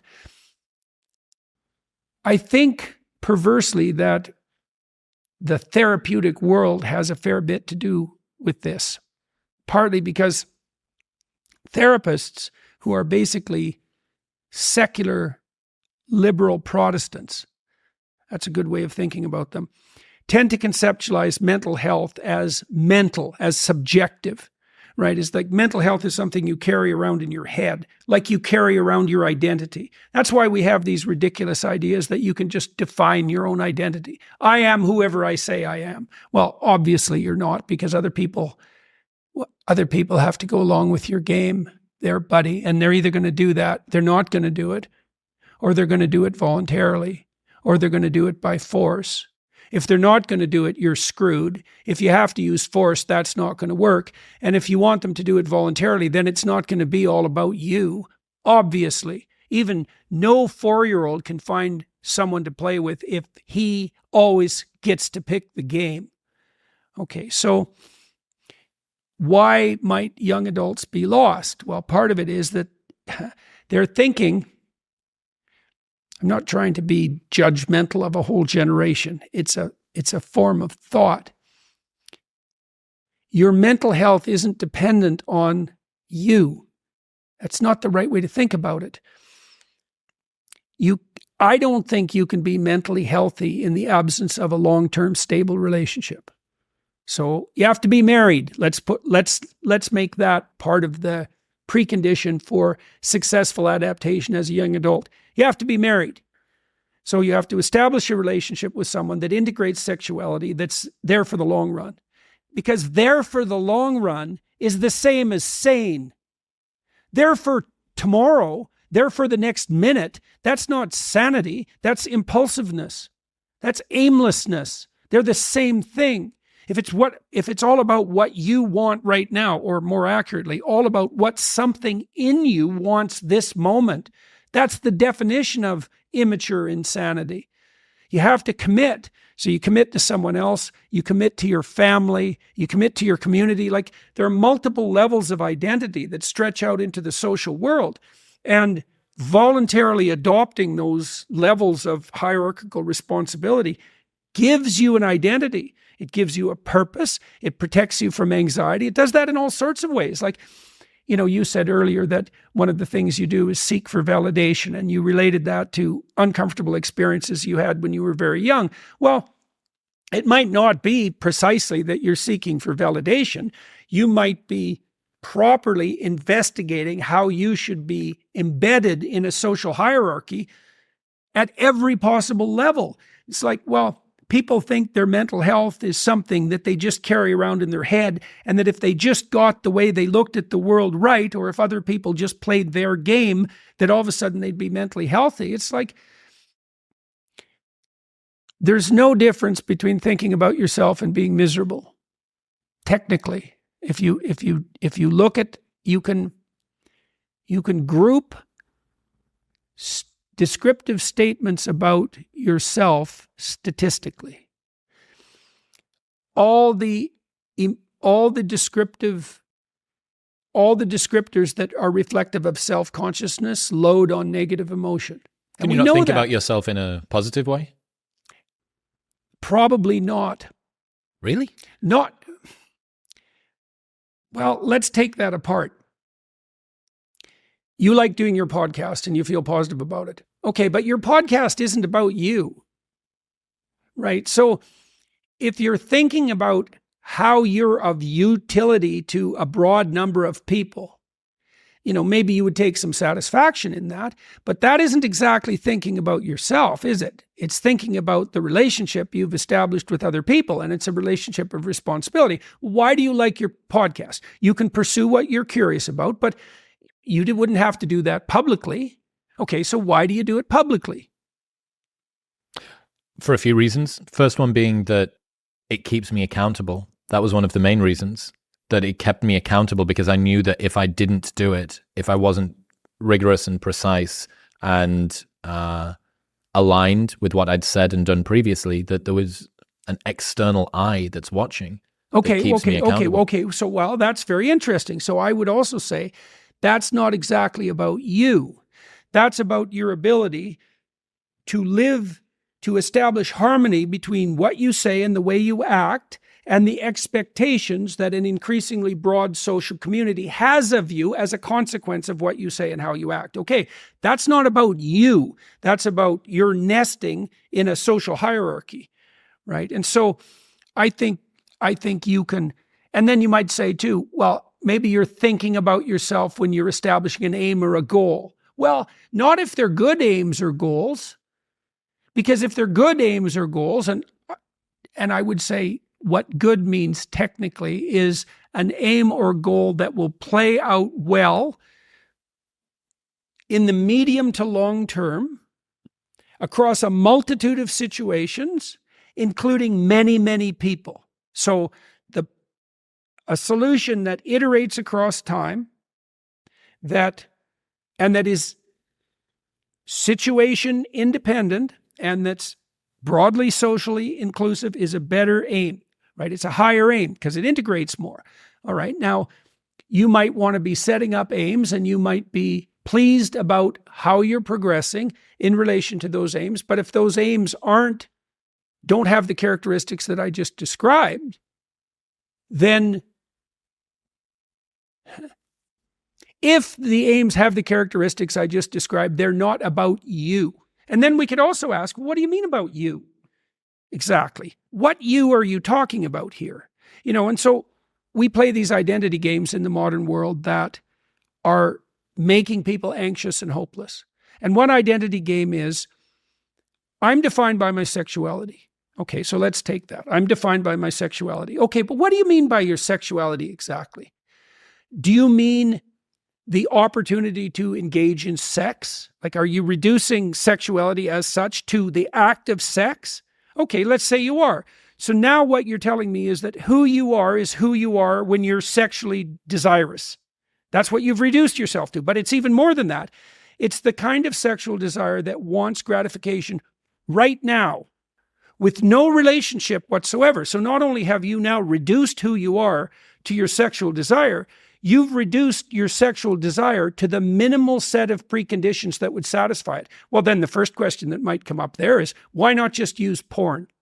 It's a lot simpler. And the answer to that is what people are doing. Well, it's no wonder that they're anxious and lonesome and aimless, because they've reduced themselves to a short-term desire. They've found the easiest possible way of gratifying that, and they've abandoned everything that would be a much broader conceptualization of what sexuality would be if it was embedded properly in, well, how about a relationship to start with? And these aren't just opinions.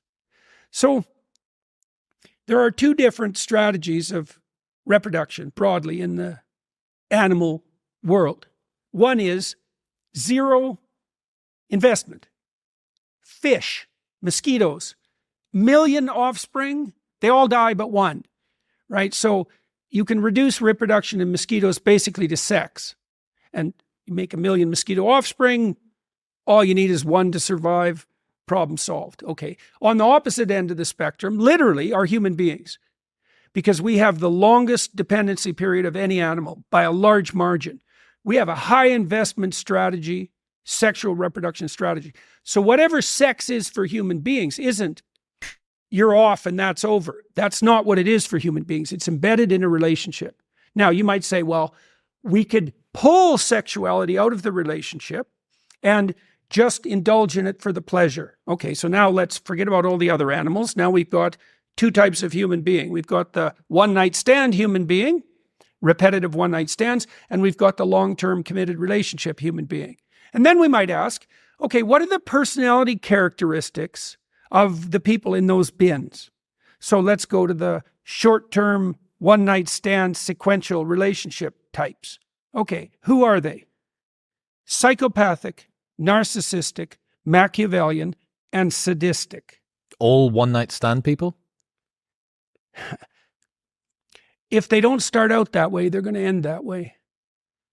Right? Because you can't use yourself or other people for short-term gratification. Look, the definition of a psychopath is someone who uses someone for short-term gratification. Okay, so it's definitional, right? So, and then you might say, well, I'm not like that. I just like sex. It's like, yeah, but if you practice that for 5 years, you're not going to become what you practice. And I talked to Russell Brand about this a little bit and I can say this because it was on his podcast, so it's not like this is secret. Russell had what Andrew Tate promises his followers. He had fame, he was charismatic, and he had more or less unlimited access to short-term sexual gratification. Okay, in combination with, the chemicals that make that even more likely, alcohol and cocaine, let's say. So what are the consequences? Well, I asked him, what were the consequences? You had this. He said, despair, anxiety, and hopelessness. Right, but not just that, because, Russell got himself in trouble here a month and a half ago, just about took him out. Well, it was his past coming back to haunt him, and he had to scroll through his psyche and see, with all these short-term relationships, these short-term sexual gratification binges that I indulged in, did I ever cross the line? Well, the answer is, you're going to have like 200 encounters like that, and you're not going to cross the line. When you're drunk, when you're on cocaine, you're going to cross a bunch of lines, and then it's going to come back and haunt you. And so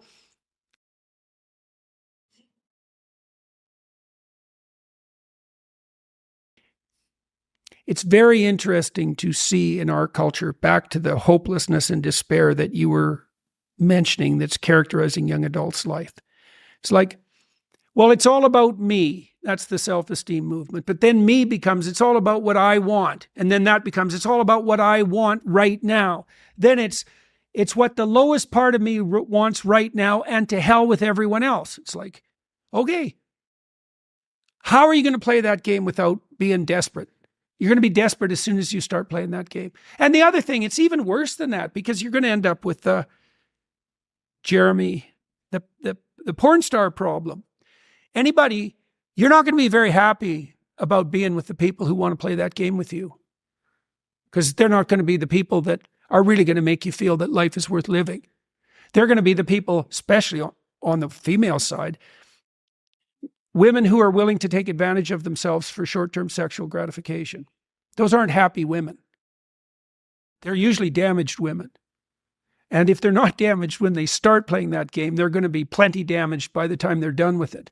The last time that we spoke, me and you talked about population decline, and the Census Bureau just released today predicting that the US population will decline for the first time ever by the year 2100 after peaking in 2080. So their estimates showed that the US population, which is about 333 million at the moment, is expected to reach 370 by 2080, but will be back down to 366 by 2100. And even immigration can't offset this birth rate decline.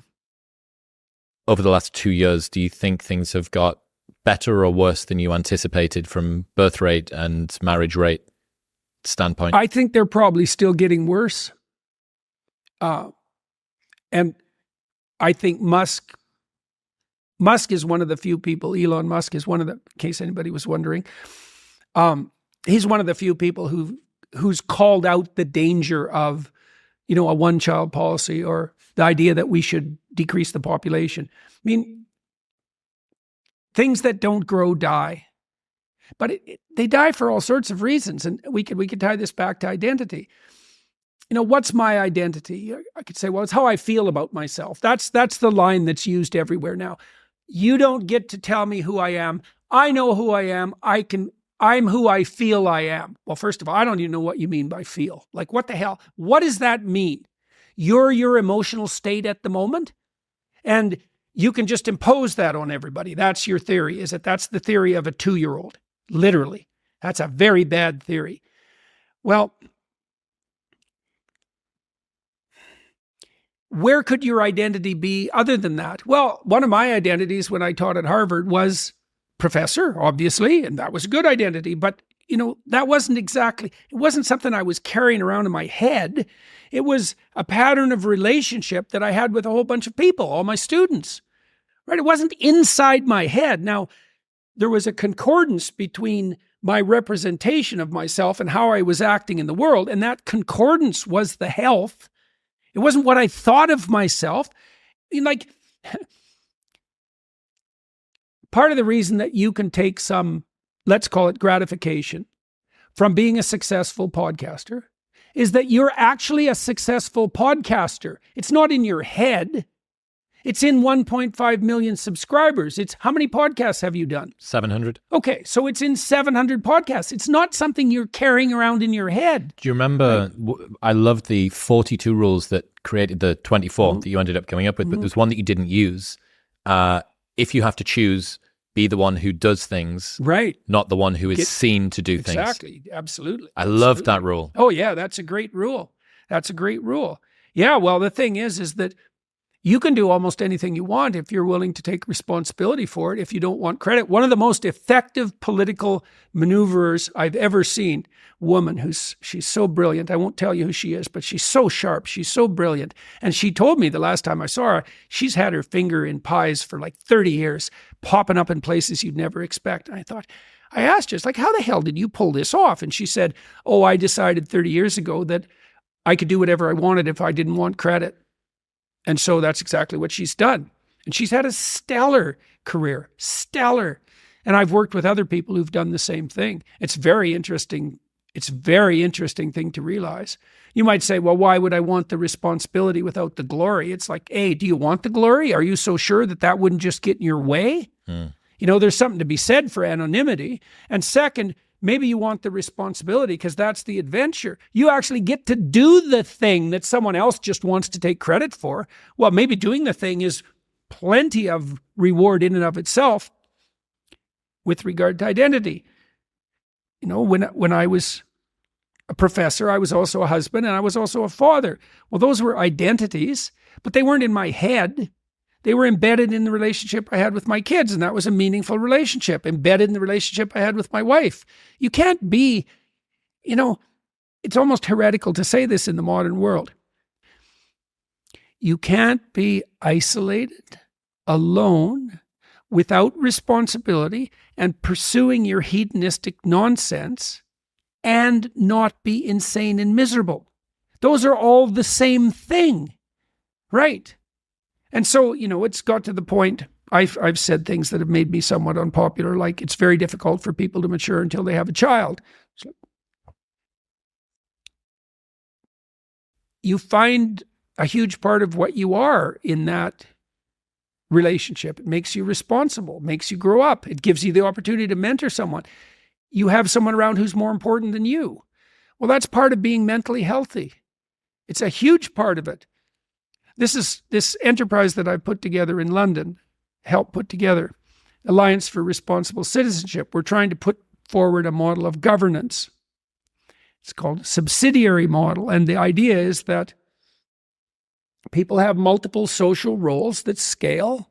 There's you should take care of yourself, integrate yourself, which means you can conduct yourself properly across the medium to long run. You're self-sustaining. Then you can maybe extend that to your partner, and then to your family, and then to your local community, and then to broader communities as you become more and more competent and able to take on that responsibility. That's the alternative to isolated hedonic slavery. You slave to your own whims. And it's the alternative to tyranny, because if you take on all that responsibility, you don't have any need for someone to govern you. And so that's another example of how I blamed it on the therapists a little bit. I called them liberal, Protestant, secularists. And that's because they think about the locus of the psyche as interior, subjective. That's what a liberal would do. It's just not accurate. That isn't the way the psyche works. It's not in your head. It's in your head and in the world at the same time. It's truly the case that your sanity is the concordance between you as an individual and the world. That's the sanity. It's not the proper structuring of your psyche or your brain, for that matter, inside your skull. You're distributed out into the world. And you should be. And you want to be. That's where the adventure is. You want to be solipsistic? The solipsistic porn masturbator. Jesus, it's no wonder you'd be aimless and miserable. Well, God, it's so pathetic. Why am I so unhappy? It's because you think about yourself. Oh, no, you think about the lowest impulses in yourself all the time. That's why you're miserable. Whilst being at ARC, what I thought was particularly interesting was your live event that you guys did at the O2 on the evening time. And everyone was great. But Douglas, I thought, was just a tour de force that evening. What have you learned since being friends with Douglas? How's he impacted you or influenced you? Well, Douglas is very, very disagreeable, and he enjoys combat. And that isn't something that really characterizes. I don't enjoy combat at all. I mean, part of the reason that it's perverse, I suppose, in some ways, part of the reason that I will engage in difficult conversations is because I don't want to have them forever. And so, one of the rules I had in my marriage, and it was a rule that my wife also was pleased to follow, was that if we have a problem, we're going to deal with it right now. And we're going to deal with it right to the bottom. And that's very unpleasant. But if you do it, sometimes you only have to do it once and the problem goes away. And then you don't have that bloody problem every day for the rest of your life. And sometimes it takes 20 times before it's fixed, before you've got to the bottom of things. And that can be very unpleasant. Douglas is very, very good at not letting people off the hook.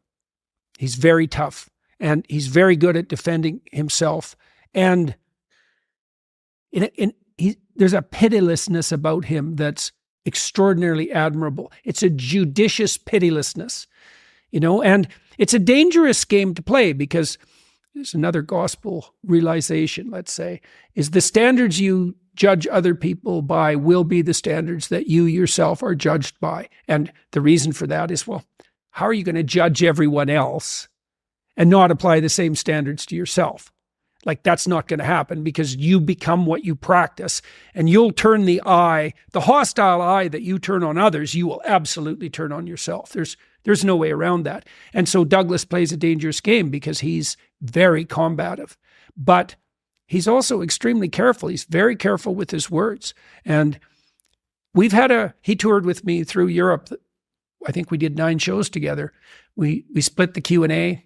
He did a little bit of an introduction before my lectures. I really liked it. I thought it was great. It's been a privilege to get to know him. Super sharp, very cultured person, very witty.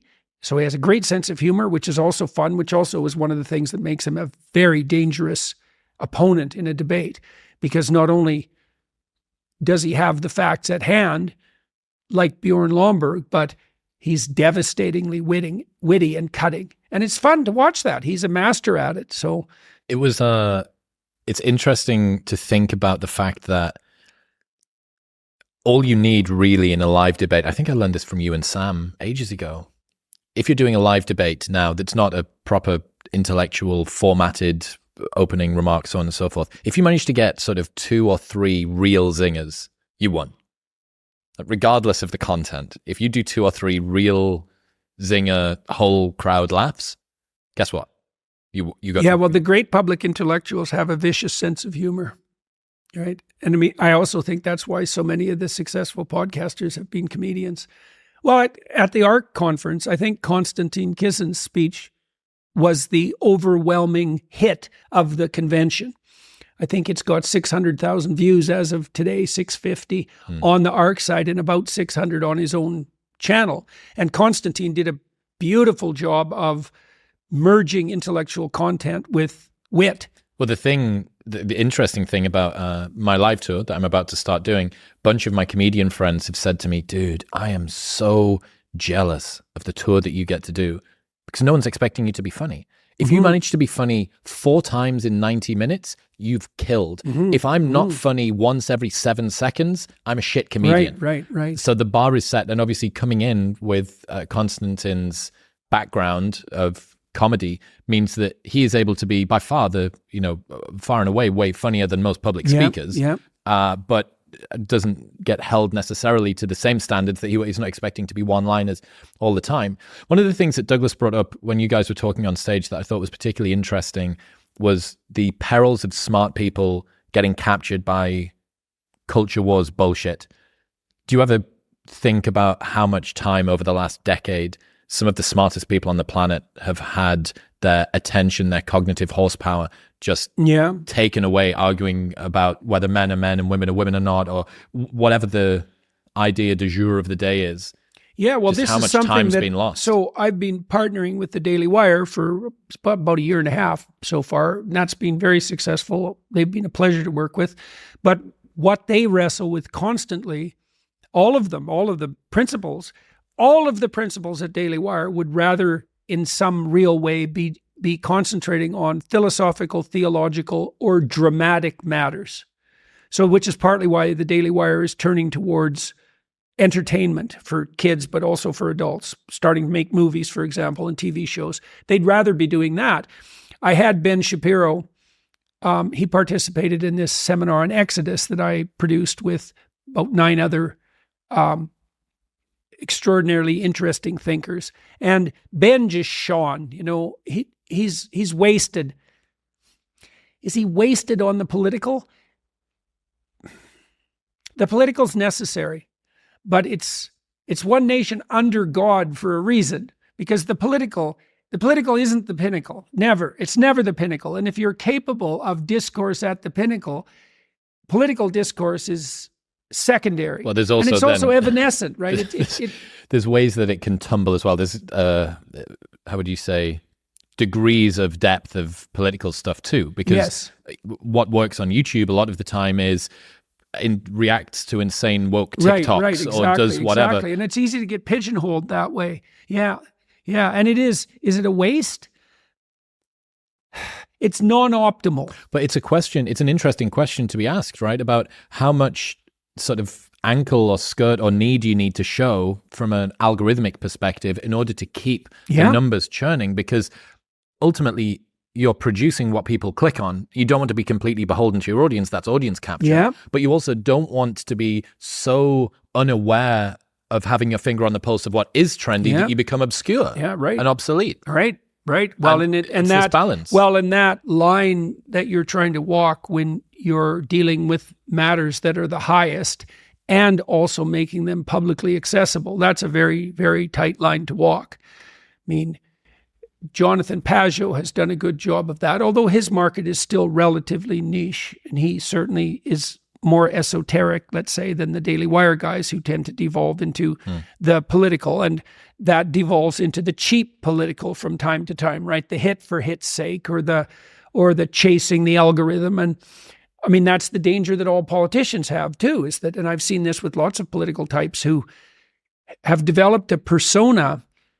This is particularly true in the United States, I would say, because Americans are so salesman-y. And I don't say that dismissively. It's really hard to sell, to market, to communicate. I saw the Elvis movie recently, and I thought it did a beautiful job of laying this out, because Elvis was a stellar talent, but his manager, who was a real shyster, was also a stellar talent. Like, Elvis wouldn't have been who he was without his corrupt manager. And, it's sort of a deal with the devil, but you have to give the devil his due too. And the salesman-y part of American culture can easily devolve into a kind of narcissistic manipulativeness. That's where it would go if it becomes pathological. But as you said, you have to be aware of your audience, and you have to be delivering what there's a market for. And it's very difficult to get those things right. This is a question that I've got about your new book coming out next year. I haven't seen any of it. And it sounds like, based on what you're reading at the moment, you're trying to grapple with religious texts, especially the Bible. Yeah. We Who Wrestle with God is the name of the book. We Who Wrestle with God. Yeah, that's what the word Israel means. Israel means we who wrestle with God. That's and so, interesting. well, it's very interesting because it means the chosen people are the people who wrestle with God. And you might say, well, who wrestles with God? And the answer to that is, well, everyone wrestles with God. Well, why? Because you can't act without making moral decisions. Like every step forward is predicated on a moral decision. And so we're all wrestling with God. Is God a moral decision?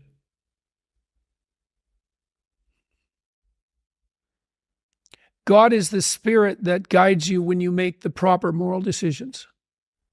So I wouldn't say God is a moral decision. He's the spirit of moral decision. That's actually not a bad definition. Like, part of what I'm trying to do with this book is to point out that a lot of what's happening in the biblical corpus is actually definitional, right? Well, modern people think the fundamental issue is, do you believe in God? But that's not the fundamental issue. The fundamental issue is, what do you mean by God? And so let me give you an example of this that will make it clearer. So there's a medieval idea that God is the summum bonum, which means the sum of all that's good, or the essence of all that's good. Okay, you might say, well, I don't believe in that. Now remember, this is a definition of God, right? God is the sum of all that's good. Okay, all right, so you don't believe in that. All right, let's take that apart. Do you believe that some things are better than other things? Well, people will say yes. Okay, so then you believe that there is a scale of good. Okay, is there something that all things that are good share in common? And the answer to that has to be yes, because otherwise you don't have a conception of good, right? The word good implies that across good things there's some essence. Okay, well, the medieval definition of God is the essence of good. Well, okay, let's say you don't believe in that. Okay, does that mean you don't believe in anything that's good? Okay, then how do you act then? Because to act means to do something that's better than what you're doing now, right? There's no action without movement towards the good. And well, you might say, well, I don't believe that there's a unitary good. Okay, you believe there's a fractionated good. Well, then what do you do when those things oppose one another? Right, which would be in a conflict of duty. What do you refer to help you adjudicate between different goods? Well, generally what you do is, if you could pursue A, which is good, or B, which is good, and they conflict, then you pick the higher good. Okay, do you believe in a higher good? Well, if you don't, you can't decide between goods, which means you're paralyzed. If you do believe in the higher good, then do you believe in the highest good? Well, the highest good is God. What do you mean by that? By definition. Okay, so now you have a definition. Now, then the next question might be, well, what's your relationship with the highest good? And you might say, well, I don't have a relationship. It's like, well, actually you do, because you act in relationship to it. You can't help it. One of the interesting things about the biblical corpus is that it's based on the insistence that you have a relationship with being and becoming, a relationship, like a personal relationship. When you say biblical corpus, do you mean the collection of texts that makes up the Bible? Yeah, because it's a library of books, essentially, right? Okay. The Bible is actually the first library of books. It's written by a very large number of different people and aggregated over thousands of years, and then sequenced into a narrative, interestingly enough, because no one really sequenced it. Or by no one, I mean no individual person. It was the endeavor of the collective, or the spirit that possessed the collective over thousands of years. But the narrative is coherent, which is really quite something. And so the narrative is an investigation, number one, into the nature of God, number two, into the nature of relationship with God, and then number three, into the nature of the proper relationship with God, all of those things. And God is the sum of all that's good. So the Bible is an analysis of the human relationship with the good.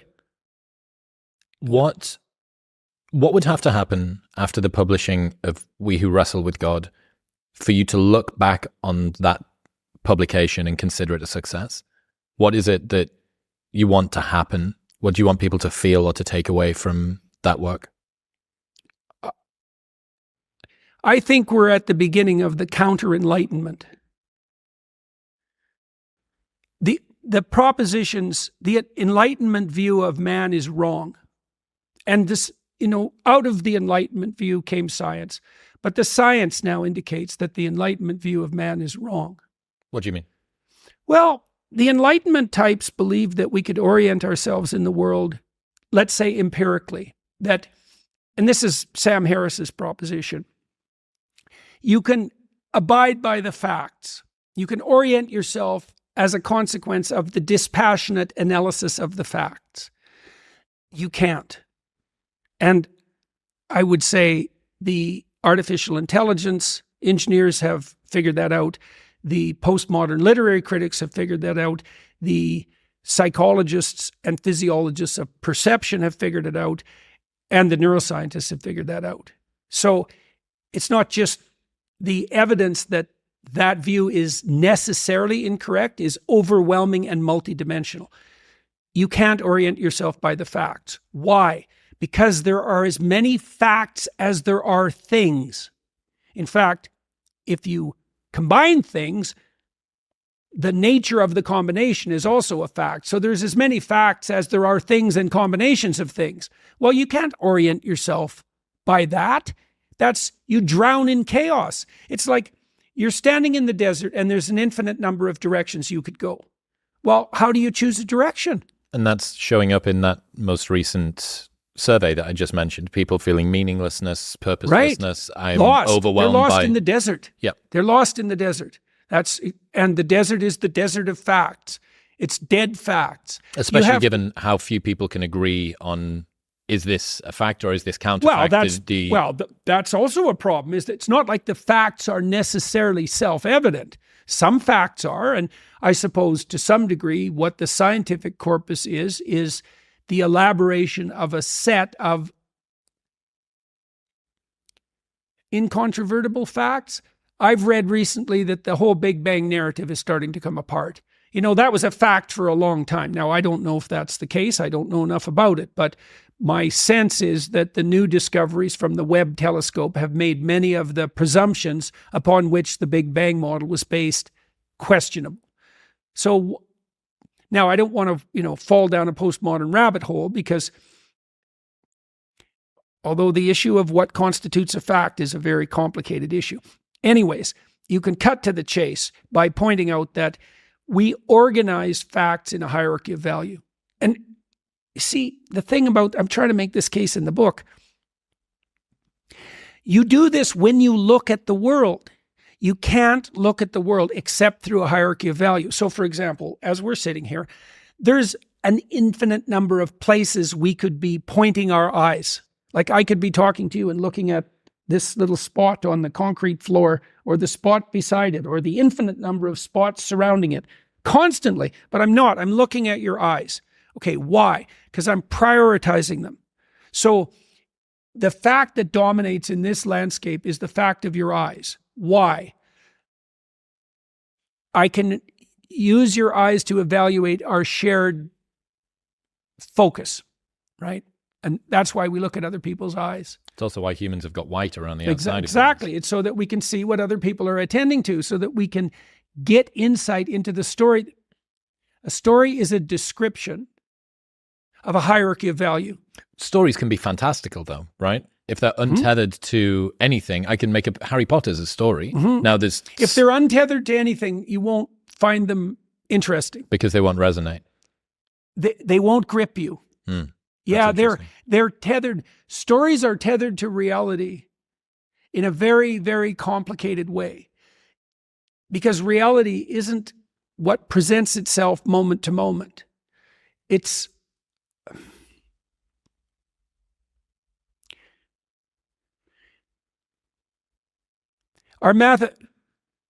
there's a huge debate among philosophers about mathematical abstractions. Are they real? Well, you could make a case that a mathematical abstraction is more real than the thing from which it's abstracted. How would you make that case? if you're a master of mathematics, you master the world. So are the mathematical abstractions more or less real? Narrative abstractions are abstractions. But you could say, this is what an archetype is. An archetype is a narrative abstraction that's more real than the world, than the apparent world. It's behind the scenes. And the biblical corpus is a narrative. It's a hyper-real narrative. That's the right way to think about it. It's more real than real. It's more real than reality. How could something that isn't the thing be more real than the thing? Well, that's exactly the problem with abstraction, right? Is the idea of a church more real than a given church? Well, it is in some ways, because it encapsulates what's similar across all churches, right? So it's like a Platonic ideal. A category is like a Platonic ideal. Is it more or less real? Well, you could say that the reality, this is what Plato said, the reality is a dim shadow of the essence. The reality is less real than the ideal. And we certainly, and that's actually in some ways built into our perception. Like we criticize the things that present themselves to us because they are poor reflections of the hypothetical ideal. You might say, well, the ideal isn't real. It's like, well, you could make the opposite argument, which is that the ideal is more real than the thing itself. And I mean, I can give you an example of these patterns. So in the story of Cain and Abel, you have two patterns of sacrifice. Okay, why is sacrifice an issue? The reason it's an issue is because people exist in a sacrificial relationship to the world. What does that mean? It seems to mean something like human beings are aware of their extended self. You know you're going to be around tomorrow and next week and next month and next year and 5 years from now and 10 years from now. Now it's less certain as you go out, but you do have the sense of yourself as something that stretches across the decades. Okay, and so what that means is that you have to conduct yourself in a manner that isn't merely immediate. You have to conduct yourself in a manner that will work across time. Now, how do people do that? They work. Work is a sacrificial gesture. So you work, by definition, virtually. Work is the sacrifice of the present for the future. I mean, maybe someone can come up with a better definition of work than that, but I don't think so. It's like you put in time and effort right now. It's something, even if it's something maybe not what you'd like to be doing at the moment, you put in time and effort because you believe, what the hell does that mean? You believe it'll pay off. Well, is that a contract with the future? Is it a covenant? Because the relationship that the biblical corpus insists characterizes human striving is covenantal. It's a bargain. The bargain is you make the right sacrifices and they pay off. That's the bargain. Now, you might say, well, that's just part of the social contract, but the biblical corpus insists that it's deeper than that. It's built into the structure of reality itself. And that if you got the sacrifices right, the future would be paradisal. I've got it in my head that Carl Jung quote, beware of unearned wisdom. Mm-hmm. That feels like it plays a role here. Like how the work that you need to put in order to be able to arrive at genuinely knowing the thing, the difference between actually being attractive because who you are is attractive and you being able to be a pickup artist that is able to make the mouth noises and the hand gestures that cause those are the fruits of false sacrifice. You could say that unearned moral reputation is the consequence of false sacrifice. Well, this is performative empathy, right? Sure, exactly. On the internet. Definitely. That's the same as praying in public. Look at how good I am. If the look at comes before the how good I am, right.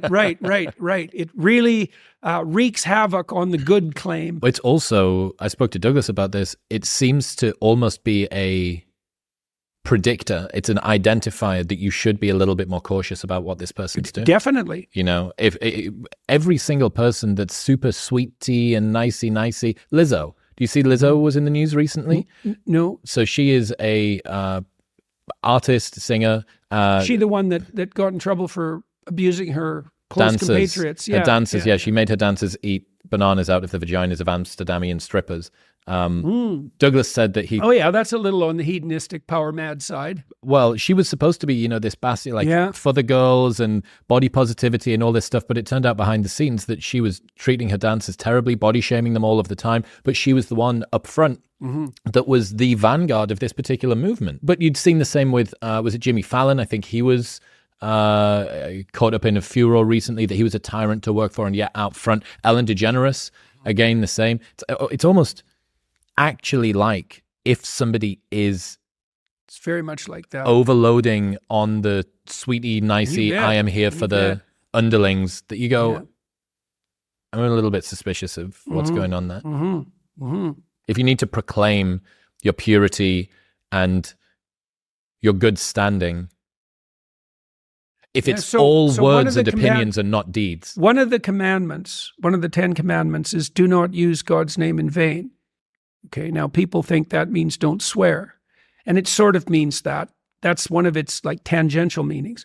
But what it really means is do not claim divine motivation for self-serving behavior. Right? And that's performative compassion. So what you do is you elevate compassion to the highest place. So you make it your God, which is a big mistake, because whatever God is, he is not merely compassion. You elevate compassion to the highest place, and then you say, I feel sorry for people. And what that does is elevate your moral status to the highest possible place, right? It's completely unearned, because this is something J.K. Rowling got so accurate with her Dolores Umbridge character, right? Who's an absolute power mad always tyrant. in pink, With had little the cats. kittens, had the kittens on the plates. It's like this toxic sentimentality. I'm so nice. It's like, yeah, I'd like to stay away from you and your devouring niceness. And the Freudians knew about that in a very sophisticated way, very early, because the devouring mother, the Oedipal mother, is the shadow side of compassion. I've been trying to come up with a term for this for a while. I like memeing things into existence, giving them names, useful. And at the moment, the best one I've got is the shallow pond of empathy, which is, at the moment, something which appeases people and does not cause them any discomfort immediately is always prioritized, even if the net effect of that over the long term results in their suffering. Absolutely. It's the that's toddler. That's exactly what the Oedipal situation is. It's the prioritization of short-term emotional comfort over medium to long-term thriving, right? Because the mother who kicks the child out of the nest says, this is going to hurt now, but the iterating consequences are positive. Michelangelo's Pieta. Right, exactly. That's right. And that's exactly right. And the moral of that story is that if you give up your children to the world, you will keep them. Right. That's the sacrifice of Abraham. Abraham is called upon by God to sacrifice his son, and he says yes, so he doesn't have to. Right. You have to offer up your children to be broken by the world, or you lose them. You undermine them. You destroy them. It's a very paradoxical truth. We were talking about patterns. Cain is the pattern of inappropriate sacrifice. He does everything second rate. He lies. He omits. He prevaricates. He pretends. He doesn't offer his best. Abel's the opposite. He offers his best, which means his light is shining on the hill, right? There's no hiding. He's giving it everything he's got. The covenant with God is that if you give it everything you've got, you will prevail. And that's what God tells Cain. Which, to go through some of the threads from today, instinct, staying true to that instinct, honesty, saying what you mean, not prioritizing, avoiding someone else's or your discomfort in the short term in order to believe that this is something which is going to make you feel better over the long term. Yeah. Well, that's a kind of sacrifice right there, is that you're willing to sacrifice your short-term physiological and psychological comfort for a medium to long-term benefit. It's the essence of sacrifice, to offer this is something the atheists don't understand about the biblical narrative, is that the narrative insists that we live in a sacrificial relationship. It's the essence of humanity to live in a sacrificial relationship. It's like, well, is that true or not? Well, as you mature, your relationships are more sacrificial. It's less about what you, in your narrow sense, want right now, and it's more about what's good over the medium to long run, including other people. Well, that's a sacrificial relationship. Now, the covenant, and this is a matter of faith. It's the matter of the deepest faith. Are you willing to act out the proposition that the way to make the world reveal itself to you in its most positive guise is for you to adopt the most appropriate sacrificial relationship? Well, it's a big risk, isn't it? Because you have to give up everything. That's the deal. You give up everything that's low. Everything. Well, that's what the Christian passion is, because the Christian passion is an archetypal story, because Christ is the person who sacrifices everything. Thoroughly, 100%. And the biblical notion is that there's no difference between that and the descent of the God of the Old Testament into the space of human reality. So God is elaborated as a spirit in the Old Testament. That's a way of thinking about it. Fleshed out, right, into the law and the prophets. And Christ presents himself as the embodiment of that. So imagine, here's a way of thinking about it. You can invite various spirits to possess you. That's what you do when you give way to rage. That's what you do when you give way to lust, let's say. You allow spirits to possess you. Well, what would you be like if you did nothing but allow the highest of spirits to possess you? Well, that's the question that's put forth in the New Testament. And part of the answer to that is,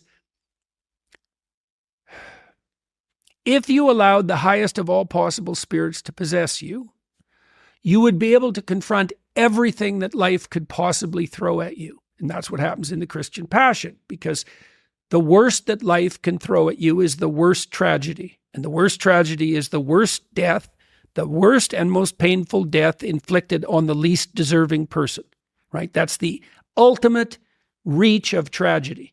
Okay, that's not enough. Christ has to confront that, and he has to confront malevolence. That's the harrowing of hell. So the idea is that to adapt fully to life, you have to allow yourself to be possessed by the Spirit that will enable you to voluntarily face unjust suffering and death and evil. It's like, well, you got an argument against that? How could it be any other way?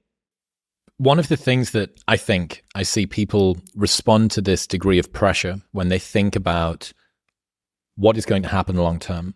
I have discomfort that is in front of me now that I need to face, that I need to go through if I'm going to get to something in the future that I think that I'm supposed to do. Mm-hmm. And one of the solutions that they come up with, which isn't a solution, but it kind of is to them, is I'm not going to do anything. Yeah.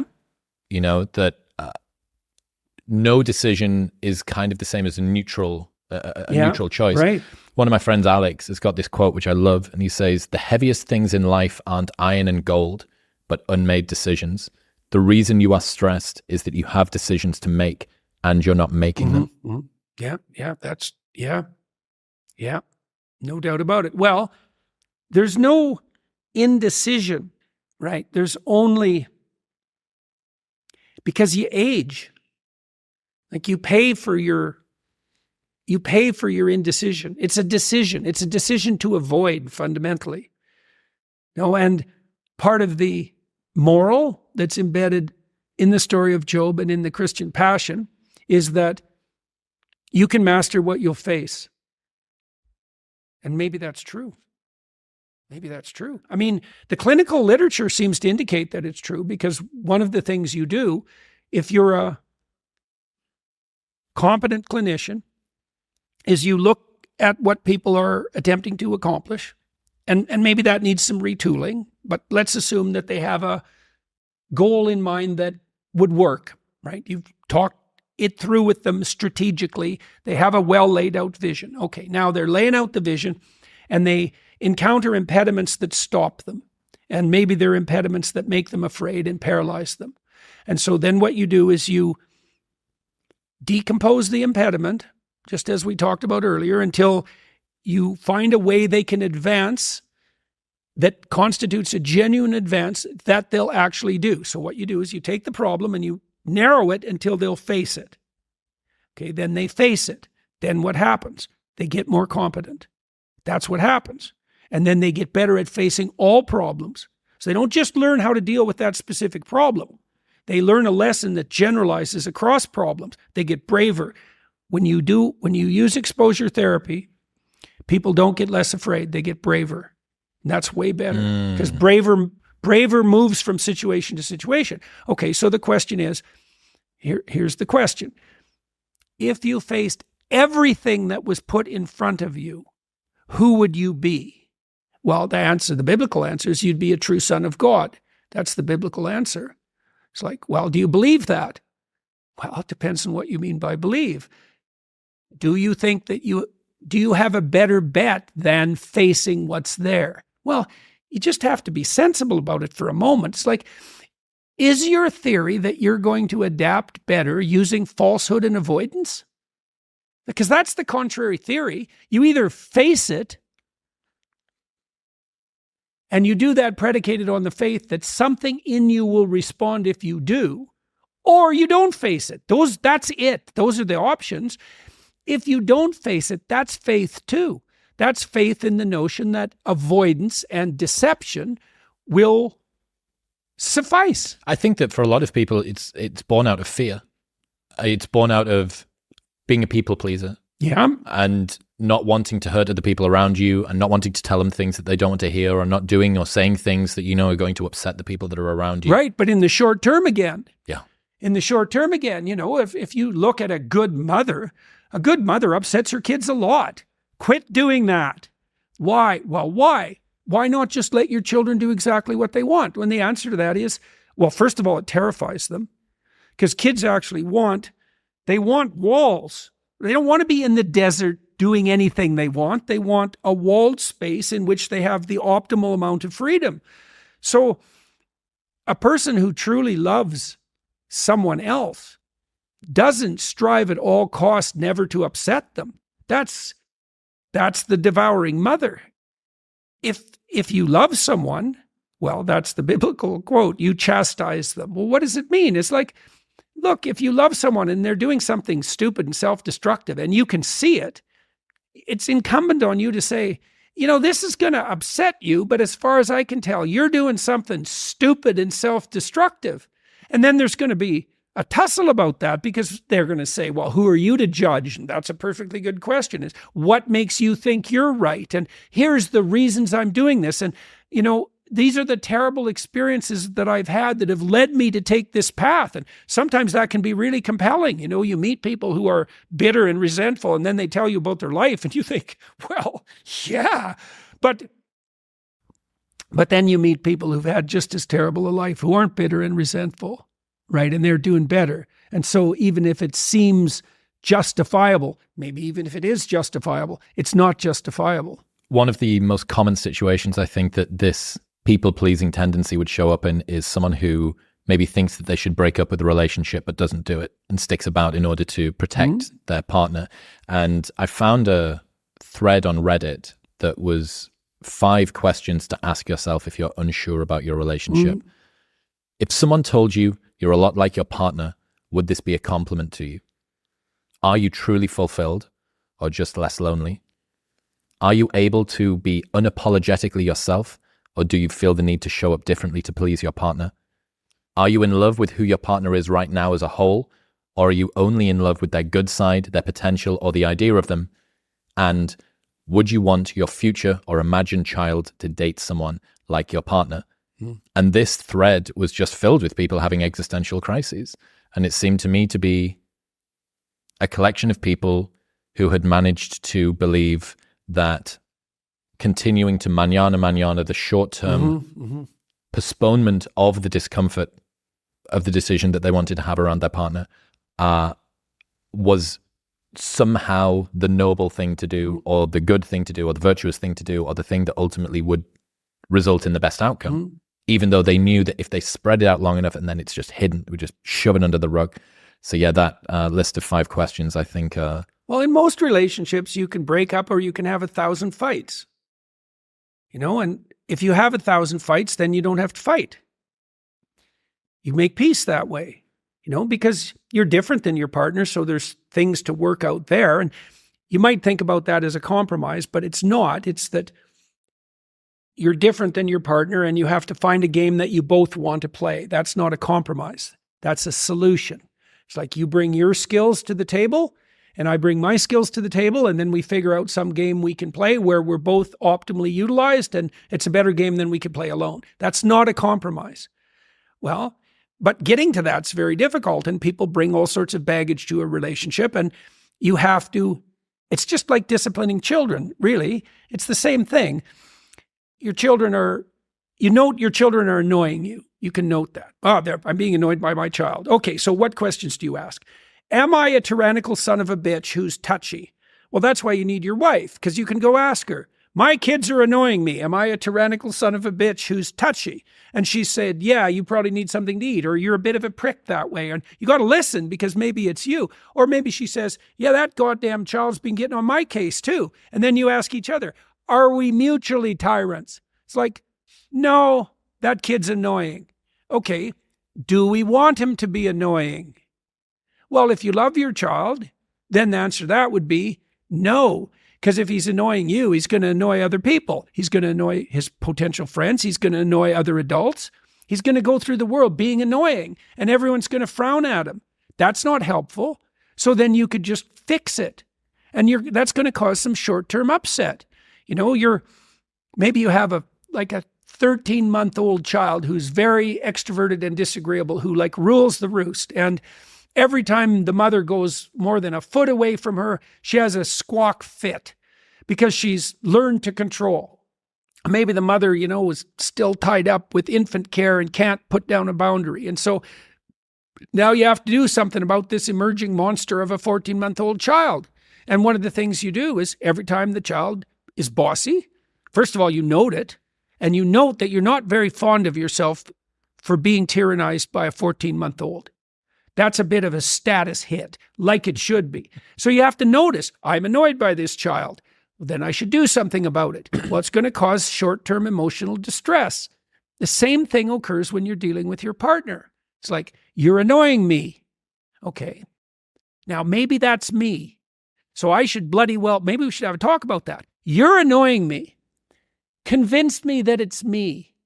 And I should listen because maybe it's me. And if I'm annoyed about you, and I shouldn't be, I should fix that. But maybe it's you. So let's find out exactly what's going on. And that'll usually, there's just constant thrust and counter thrust in a discussion like that. And usually, the conversation will circle around whatever the hell the issue is till you get to the bottom of it. And God only knows where that is. But then maybe you can sort it out. And if you sort out enough of those things, you live in peace. And that's something worth attaining, and I've thought forever in my marriage, there's nothing too small to fight about. Now, I put in some rules that I used to have with my clients too. It's like, if someone bugs you, you should note that. And you shouldn't do anything about it, probably. If they bug you twice the same way, then you think, oh, okay, that's twice. But probably still you shouldn't do anything about it. But if they bug you 3 times, then you can say, here's what you just did. And they'll say, well, no, I didn't do that. And then you say, yeah, you did. And you did exactly the same thing in this other situation. And you did exactly the same thing in this other situation. So don't be telling me you didn't do it because you did it 3 times and I watched. Okay, now they come up with reasons they did it. And maybe some of them have to do with what a stupid son of a bitch you are. And you should listen because maybe they're right. But that's at least the beginnings of the process by which you unravel the problems. You want to figure out, well, we don't want to do this. This isn't the way we want to treat each other. We want to get to a place where our whole life is like the best moments of the best dates we ever had. That's a good goal. And that's attainable. You got to work, man. There's a scene in Genesis. God throws Adam and Eve out of paradise because of their pride, their sin of pride. They each have their own particular version of that sin, Eve's sin and Adam's, but they get thrown out of paradise anyways for pride. And God puts cherubs at the gates of paradise. And the cherubs, they're kind of these monstrous angels, terrifying figures. And they hold swords that are on fire that turn every which way and burn. And you might say, well, what does that mean? And it means that, well, a sword is something that cuts away, right? A sharp blade. And fire is something that burns. And a sword that burns and cuts away. And a sword that burns and turns every which way is a burning sword from which nothing can escape. Okay, now, you want to walk into paradise. Everything that isn't worthy in you has to be burned and cut away, right? Well, that's what that conflict is in a relationship. You know, it's like, that's not suitable for paradise. What does it have to do? It has to be cast into the outer darkness where there will be gnashing of teeth, right? It has to be cut away and destroyed. And everything that isn't worthy has to go. Well, the Michelangelo effect is all about you and your partner becoming the idealized version of each other, right? You are going to do for me the things that I want within your parameters of control, that you want to be the best partner for me, and I want to do the same for you. And we're both going to communicate to each other, and we're going to stand our ground where we have boundaries, and we're going to continue to compromise. Well, that's what love should do. Yeah. That's what love should do. Like, if you love someone, if it's genuine love, you see their hidden soul. That's a good way of thinking about it. You get a glimpse of the light that they could reveal to the world if they revealed it. That's what you see. And then to act in love is to encourage that to come forward and to discourage anything that gets in its way. That's why I love the Michelangelo effect. I'd heard of, and I'd been using it. Okay, so why the Michelangelo effect? This is why. Michelangelo sees this huge, massive, unhewn block Right. of marble. I see. And inside of that, he is able to see David. Mm-hmm. And over time, slowly, he will chip away, and he will chip away, and he will chip away. Mm-hmm. So you see something that isn't there, that's inside of the thing, which is rough and unhewn and uncivilized and undomesticated and rambunctious and sometimes terrible. And you were able to, from that, alchemize. That's actually part of the Tao Te Ching, the uncarved block.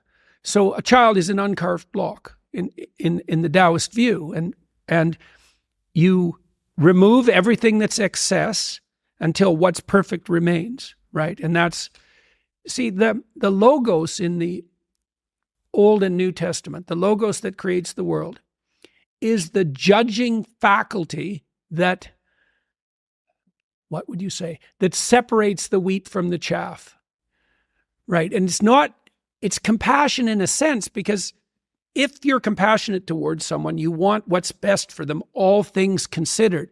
But that compassion, in the highest sense, can't exist without judgment, because the judgment is, this part of you isn't worthy to continue. And certainly that's what you're doing with your children. When you see them misbehaving, you think, no, not that. Something more sophisticated. Even with my little granddaughter the other day, she's very, very playful, and she's a very nice little girl. She's very playful and very fun and funny and not neurotic. And so she's a pleasure to be around. But she hasn't seen me for a while. And so she was poking me, getting me to chase her around and poking me. And she'd come up and give me a whack, you know. And at one point she whacked me too hard. And she knew it. And I said, that's not fun. That's not acceptable. And then she stopped. But she was playing with that edge, trying to find out where fun is and, you know, how hard can I hit Grandpa? She doesn't bloody well know. She kind of knows, but she needs to know exactly. Well, I can't let her get away with it, because then she's not fun to play with. She has to learn to come and give her grandpa a whack in exactly the way that elicits a playful response and that isn't annoying. And so there's a very, you know, you might think, well, it's pretty harsh judgment to lay on a 5-year-old. It's like, no, it's not. I would like her to be the most fun kid to play with that she could be. Right. And so I'm not going to pretend that it's okay when it's not. Not setting that boundary is almost like a curse. It is a curse. Yeah. There you go away. Because then how's she going to play with other kids if she doesn't know they're not going to be rules? as forgiving as grandpa. Definitely not. Yeah. We were talking before we got started. I had this conversation with Robert Sapolsky, and it was really, really profound. I mean, I know that he's a brilliant guy, and this new book of his is about sort of free will and determinism, which has got an upper bound on how interesting that is for me. But he gave this quote to Andrew Huberman where he said, dopamine is not about the pursuit of happiness. It is about the happiness of pursuit. Mm-hmm. Right. That's definitely right. And I haven't been able to stop seeing this everywhere. So Morgan Housel, a friend, told me this great story. He is an investor. He's got a fund. He's an author. He's got a family. He's got all of these things. Yeah. They plan to go away on holiday. And they've been planning it for a long time. And with the kids and the wife and him and all of his businesses, it was an arduous thing to go through to get themselves out there. And finally, they get there after the journey and the plane and the children and the crying and all of the rest of it. And he walks out on the balcony on the first night of this holiday that they've planned for forever. And his first thought to himself was, wouldn't it be great if we came back here next year? It would be so great if we could come back here next year. So literally during the supposed enjoyment of the destination, he was already thinking about the journey. And, you know, it's not the journey, it's not the destination, it's the journey is kind of trite, but it puts a new perspective on it. That there is no destination. Each destination is simply the beginning of the next journey. And I haven't not been able to see it. I see it everywhere. I see it everywhere in my own life. Well, there's technically two different forms of reward. There's consumatory reward. And so that's the reward. That's what an orgasm is. It's consumatory reward. It brings the behavioral and perceptual sequence to a halt. It ends it, right? At the climax, it ends it. But then it's over. That journey is over, right? Then there's the dopaminergic reward that Sapolsky was talking about. And dopaminergic reward is evidence of advancement towards a goal, right? Okay, so there's a corollary to that. Well, how do you become optimally engaged? Because dopamine facilitates engagement and focus, which is why drugs like amphetamines can be used for kids who are attention deficit disordered. You tap up the dopamine response, they lock on, right? Okay, so they're locking on to a goal-directed pursuit. The problem with amphetamines is that they can lock you on so hard you can't get out of the frame. So like kids on amphetamines will obsess, for example, about cleaning up their closet. They can't switch to the next activity. Okay. Dopaminergic reward is reward that's accrued in relationship to a goal. Okay, so what's an implication of that? Well, pursue the highest possible goal. Well, why? Because the kick from advancement is higher. Now, you have to balance that. It can't be, you have to advance, right? Because imagine the reward's got two components. Number one is you're moving towards something valuable. Okay, so you want it to be as valuable as possible. Okay, but you have to be moving. So it can't be so valuable that it's out of your reach. If you're going to walk to the moon, I'm not going to be able to see every single increment that I make. Yes. You want to get to the moon. That's right. You can't walk there. So it's a bad plan. You need something extremely valuable that you can move towards. Okay, so part of the reason that you establish a relationship with God, let's say, is because that's what sets the upper bound to your vision. It's like, I want things to be the best they could be. That's a vision of paradise. Well, that has to be fractionated into, your proximal decisions, but lurking behind that should be this continual movement towards, what would you say, a heaven that recedes as you approach it. That's the proper vision of heaven. A heaven is a place that's perfect and getting better, both at the same time. That's what music shows you, because a great piece of music is perfect, but it's just getting better as it unfolds. And you need that. This is part of the problem with a static utopian vision, something Dostoevsky criticized.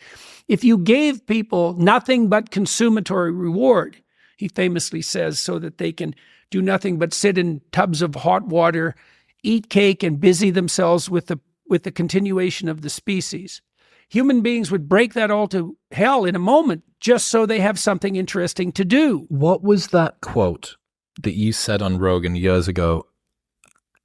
If we were to make the world sufficiently perfect, the only desired lack would be for the desire of lack itself. What's that? That's Kierkegaard. What's the proper? Can you remember the proper? Well, Kierkegaard pointed out that as we make the world easier and easier, so this is perhaps part of the problem with the material plenty that's at hand, is that at some point, what becomes lacking is lack itself. Yes. Yes. Right. Yes, exactly. It's optimal deprivation. And if everything is delivered to you on a platter, it's like, what the hell are you even doing there? This happens in the story of Abraham. So Abraham, who's the father of nations, right? So Abraham gets it right. He has everything at the beginning of the story. He has rich parents. He's got nothing that he has to do. He's like 70 when the story opens. He's been taken care of hand and foot his whole life. And the voice of God comes to him and says, I'm the God of your ancestors, telling you, get out of your zone of comfort. Get out into the world. And Abraham's pretty old by this point, but for whatever reason, he decides that he's going to forego the comfort for the adventure.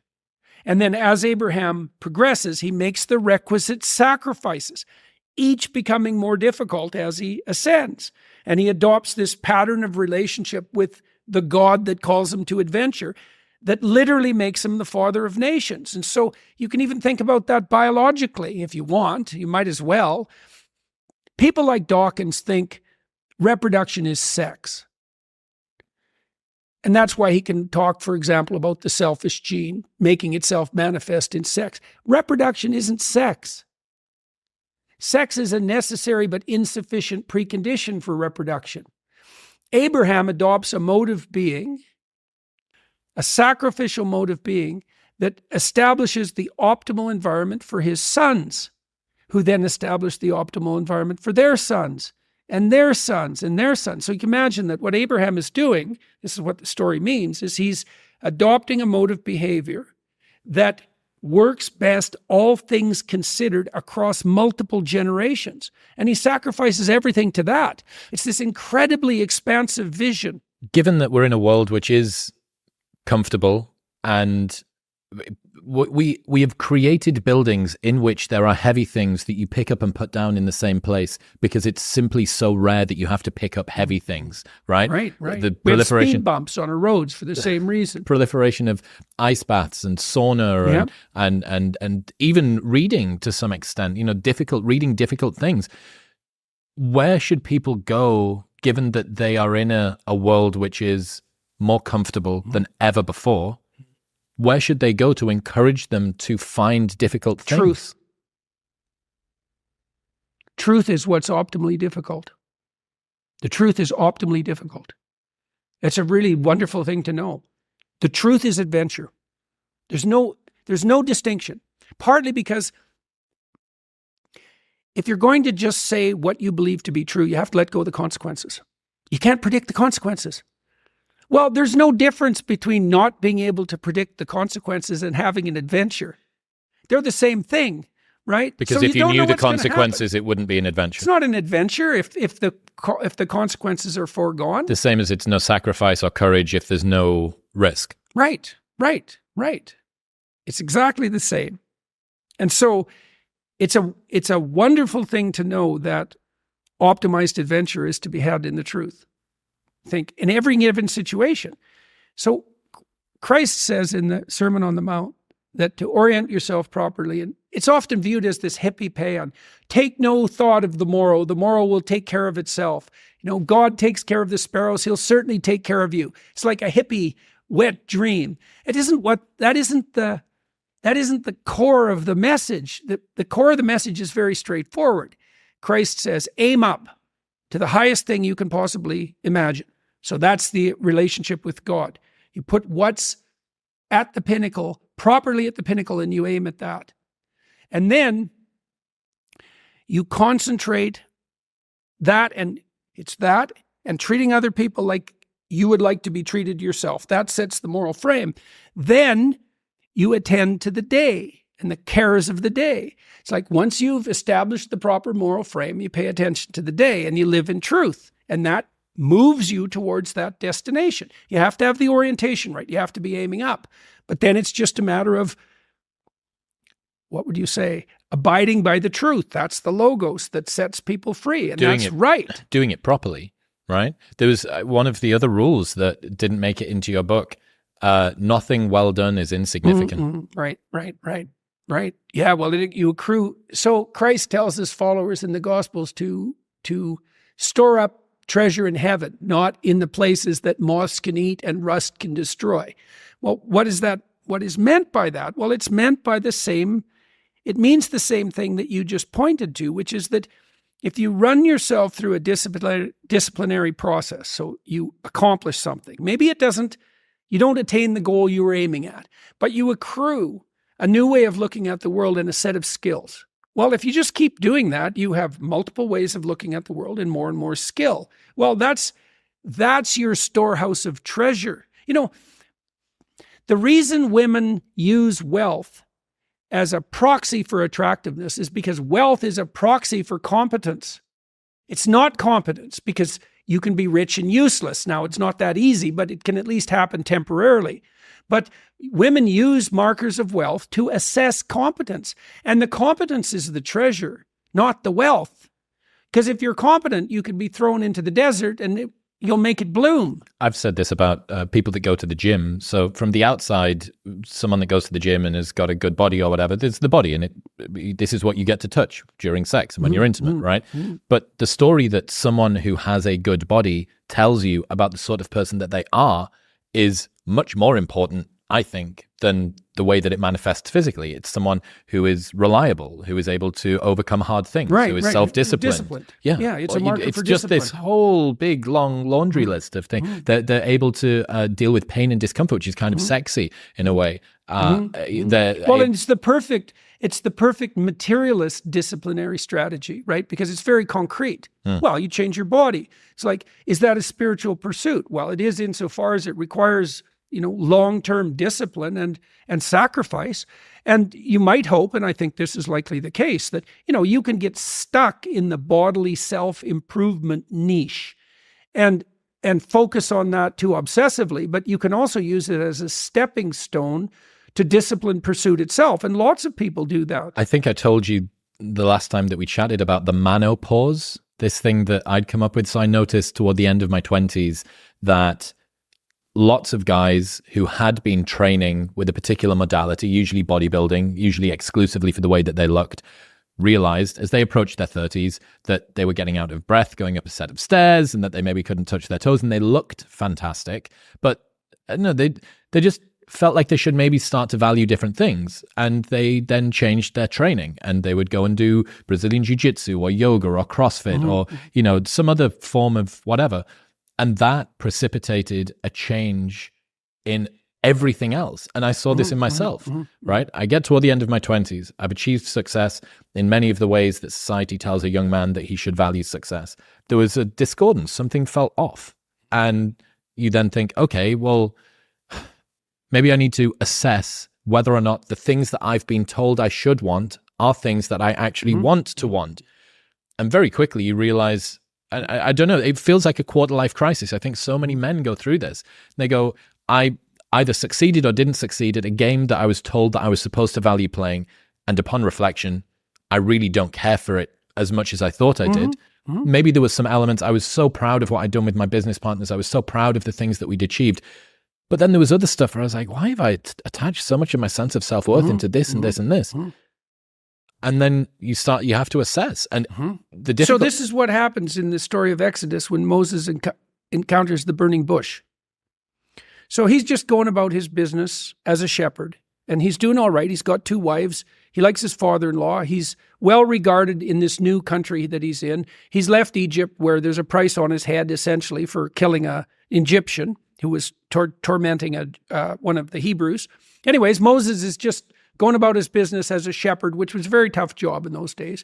And this thing catches his eye, this glimmer, this gleam, and he goes to investigate. Okay, so what does that mean? It means as you're progressing through life, something will capture your interest. And in the story you just told, it's like somebody decides they're going to start going to the gym. There's something about becoming physically fit that calls to them, right? Which is an interesting thing, right? Because it calls to them. It's not even necessarily a decision they make. It's more like a possibility that makes itself manifest that's of interest. So they decide to pursue it. So they look into it more deeply. Well, so Moses approaches the burning bush, and he gets closer and closer, right? And a bush is a symbol of life, right? Like it's a tree of life.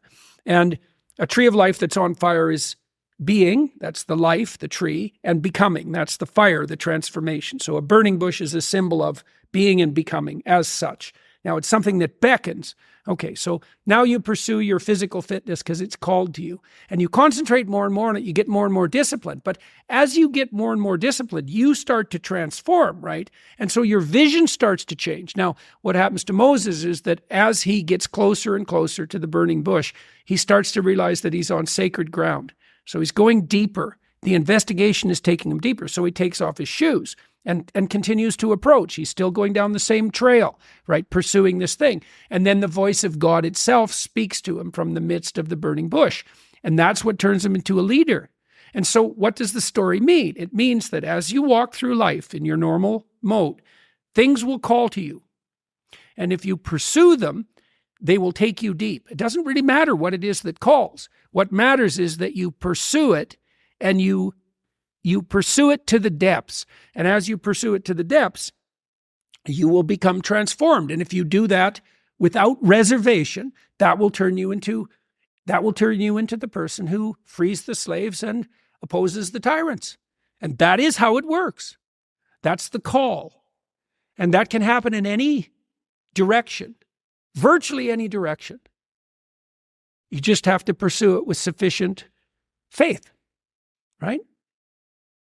One of the things that's been, I guess, derogated a lot by pretty much everybody at the moment is university education. And I had such an interesting time at university, almost exclusively outside of my education, right? All of the good things that happened to me while I spent 5 years at Newcastle didn't include what I was taught. It was never inside of the lecture theatre. It was everything I was doing outside of that. And lots of my friends, it's very trendy on the internet to mock higher education as useless pieces of paper. It's not, you don't need it in order to be able to be successful. It's certainly the thing that I've ended up doing. This podcast didn't require me to go to university, but maybe in some ways it did, but also definitely from a qualification perspective, it didn't. But I think I'm still relatively pro university experience. And yeah, you've got Peterson Academy launching, which is your new thing. I wondered how you thought, well, basically, are universities salvageable given that so much that's good about the university experience has almost nothing to do with the education side of it? Are they salvageable? Some are, I imagine. Hillsdale does great. What's that? It's a conservative college in northeastern U.S. run by Larry Arnn. They have a 1% dropout rate as opposed to the typical 50% dropout rate. And they provide a classical, what used to be a liberal education, liberal arts education. It's a more conservative enterprise given how the Overton window has shifted. But Larry's students concentrate on physical fitness. His philosophy department tends to meet in the weight room, which is pretty interesting. He has weight benches scattered all around the campus. About a third of the students take music courses, so the place is very musical. It's a very disciplined place. The quality of education is extremely high. So there are institutes that are holding to their mandate. I think that's rare, and I think overall the universities have become irretrievably corrupt, as far as I can tell. And so we had hoped that we could provide something approximating an alternative, but you put your finger on one of the complexities in doing that. It's easy to think that a university is the transmission of knowledge from experts to empty vessels, the students, let's say. So it's lectures, tests, and accreditation. But that's not really what a university is. It's an apprenticeship. If you're fortunate when you go to university, you find a professor or two that you can work with who really teach you how to think. Those professors are generally quite rare, and you're fortunate if you do establish a relationship like that, especially at a big university where the student to faculty ratio is absurdly high, like 200 to 1. I was in lecture theatres that were 300 to 1. Yeah, Right, I didn't get a relationship like that with any of my Right, right. And that's really not good, because you need an apprenticeship relationship to become educated fundamentally. We started this, we're formulating Peterson Academy. We're hoping that we can provide people with extremely high quality lectures. I'm fortunate, as you are, to be able to reach out to people who are charismatic and well educated, and we offer them a good financial deal, and we treat them very well, and they come down to Miami and they record a relatively short lecture series, 8 hours, and we're implementing state-of-the-art testing procedures, and we're going to be giving out a certificate that you will have to earn to acquire. And so we're hoping that the quality of our graduates will be such that the certificate will speak for itself as a marker for conscientiousness and educated expertise. We'll see. We're also building out the social side of it, because, as you pointed out, a huge part of what happens to you when you go to university is social and socialization.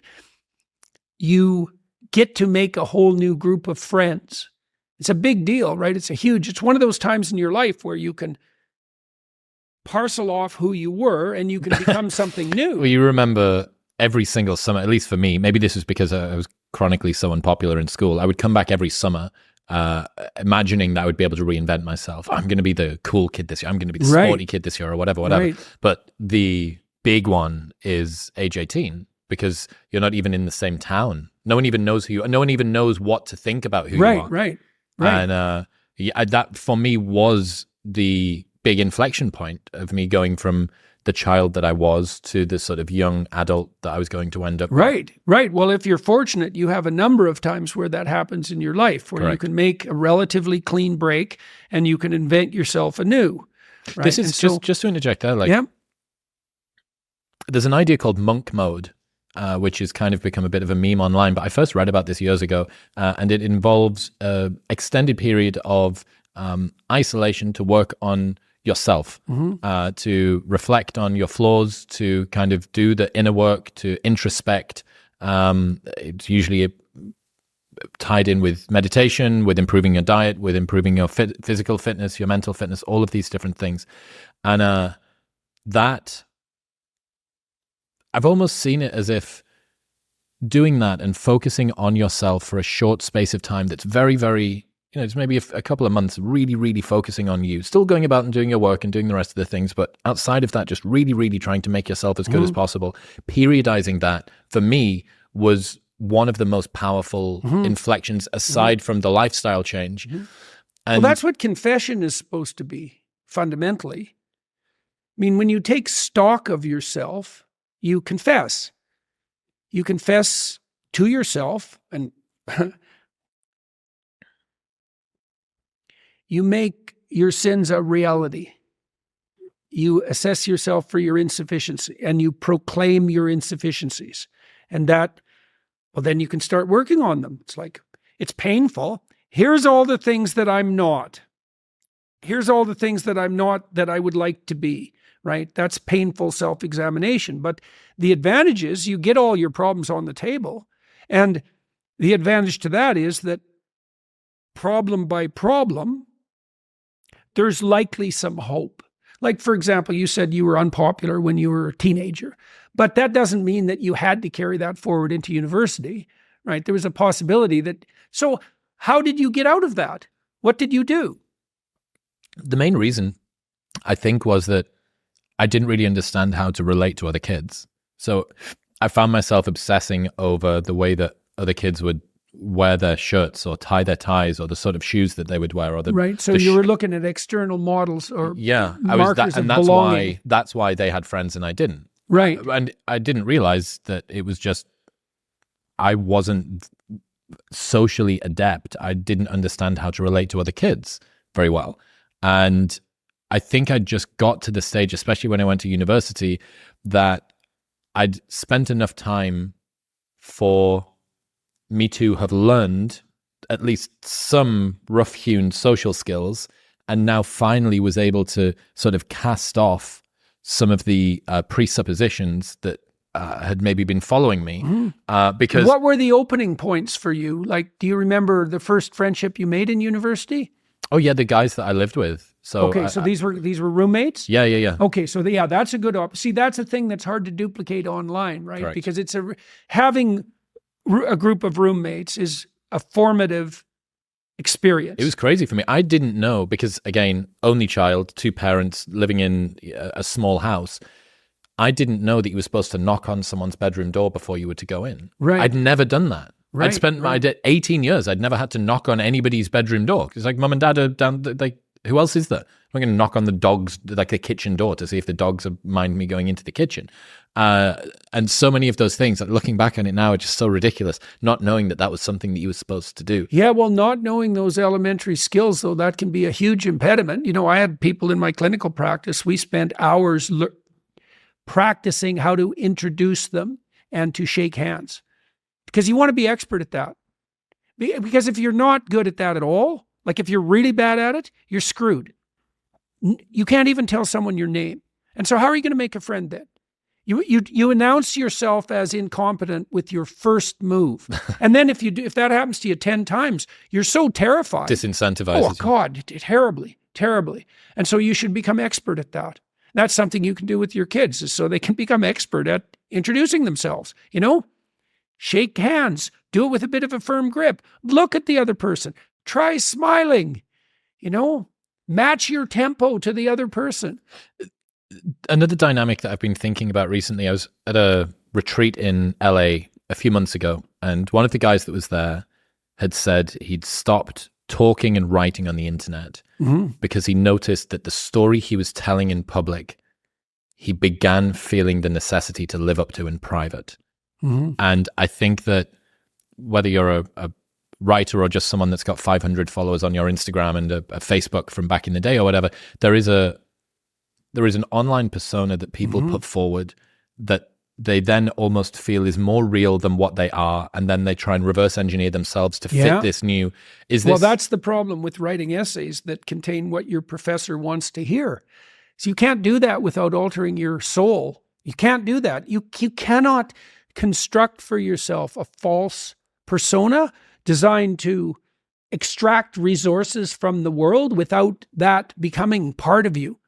Like, no one is that sophisticated. No one can have 2 selves like that. This is part of the reason why you have to be very careful about what you say and do, is that when you practice falsehood, you become false. It's not like those are beliefs that are just in your head. You rewire yourself so you start to literally see the world through the frame of your falsehoods. That's a very bad plan. I've heard you say, if you say things long enough, you're going to believe them. You become them. It's even worse than believing them. It's deeper than that. They're built into you as unquestioned implicit axioms. And as we said earlier on, this can go in either direction, right? You can fake it until you make it, one small step at a time, moving toward a vision which you know is positive, and you continually reassess to ensure that you're not getting hijacked and going in the wrong direction. Right. Yes. Or you can generate a... So look, in the Pinocchio movie, which I've analyzed to death in the Disney Pinocchio movie. You're Mr. Pinocchio, yeah. Yes. World's leading Pinocchio scholar. So Pinocchio, exactly. Pinocchio is trying to get rid of the strings that pull on him every which way, that aren't under his control, and to become something genuine. Okay, so he has 3 basic temptations. One is to lie, right? So that's the nose. Another is to be an actor. And when I first came across that in the movie, I thought, what the hell's going on here? One of Pinocchio's temptations is to be an actor. Now, why would the Hollywood people do that? Why would they denigrate the actor? And then I thought, it's not an actor. It's a false persona. To be the actor instead of the real thing. To be the appearance instead of the reality. To take the credit instead of doing the work, right? To be false. Next temptation is to be neurotic. It's so interesting, especially in the world that we have now, how perspicacious these animators were. Pinocchio is literally enticed onto the island of pleasure by a false doctor who diagnoses him with an illness he doesn't have. And the story is, look how sick you are. You're working too hard. You need to go to Pleasure Island. Well, Pleasure Island is run by slavers, right? So it's perfect. Well, be careful what you practice. Be careful what you practice, right? You can be the actor of your own ideal, and that's a way of stepping forward. But when you make false claims to who you are to gain status in consequence, you're perverting your soul. What's the soul? The soul is something like the structure through which the world reveals itself to you. It's something like that. Because you don't see much of the world, right? You see it through narrow apertures. You see what you allow in. That's another way of thinking about it. You better make sure it's the bright part of the world revealing itself to you. And that isn't going to be the case if you lie. One of the problems I think that a lot of the people listening to this podcast, and certainly a lot of my friends who are smart and cerebral, encounter, they think themselves into problems and they struggle to use their intuition because they are able to come up with a reason about why they should or should not at any moment. Talking about the soul or the inner voice or the conscience, or, you might refer to it as God that's coming through, the best version of yourself. People that ruminate and introspect are very capable of talking themselves into or out of something that feels like their instinct. Because they worship the intellect. How would you advise somebody who enjoys thinking about things deeply to cast that off and be able to hear themselves a little bit more clearly? There's a difference between attention and intellect. There's something to be said for paying attention. It's not the same thing. Like the intellect, let's say the intellect produces thoughts. The attention gathers information, right? So if I'm conducting a podcast, let's say, I'm paying attention to what I don't understand. I'm not thinking. It's not the same thing. I mean, sometimes I think because the person will say something and it'll set off a train of thoughts. But often what I'm just doing is like, well, do I understand what you just said? That's a matter of attention. I have to note my ignorance. I'm attending to my ignorance. Well, this is what Rogan's great at this. You're great at this as well. If you attend to your ignorance, then you know what to do. You just ask the question. It's like, well, I don't understand this. That's a form of humility, to attend to your ignorance. That's a good thing for those who worship the Luciferian intellect to do, is to attend to their own ignorance. It's not about what you know. It's about what you don't know. You already know what you know. So why not investigate what you don't know? Well, how do you do that? You attend to your ignorance. What's the definition of humility? Humility is attending to your ignorance. And you can do that wherever you are. Is that not still an intellectual exercise? Here are the holes in what I know, therefore I'm just going to continue to ask the questions until I fill them? Well, it's not something completely divorced from...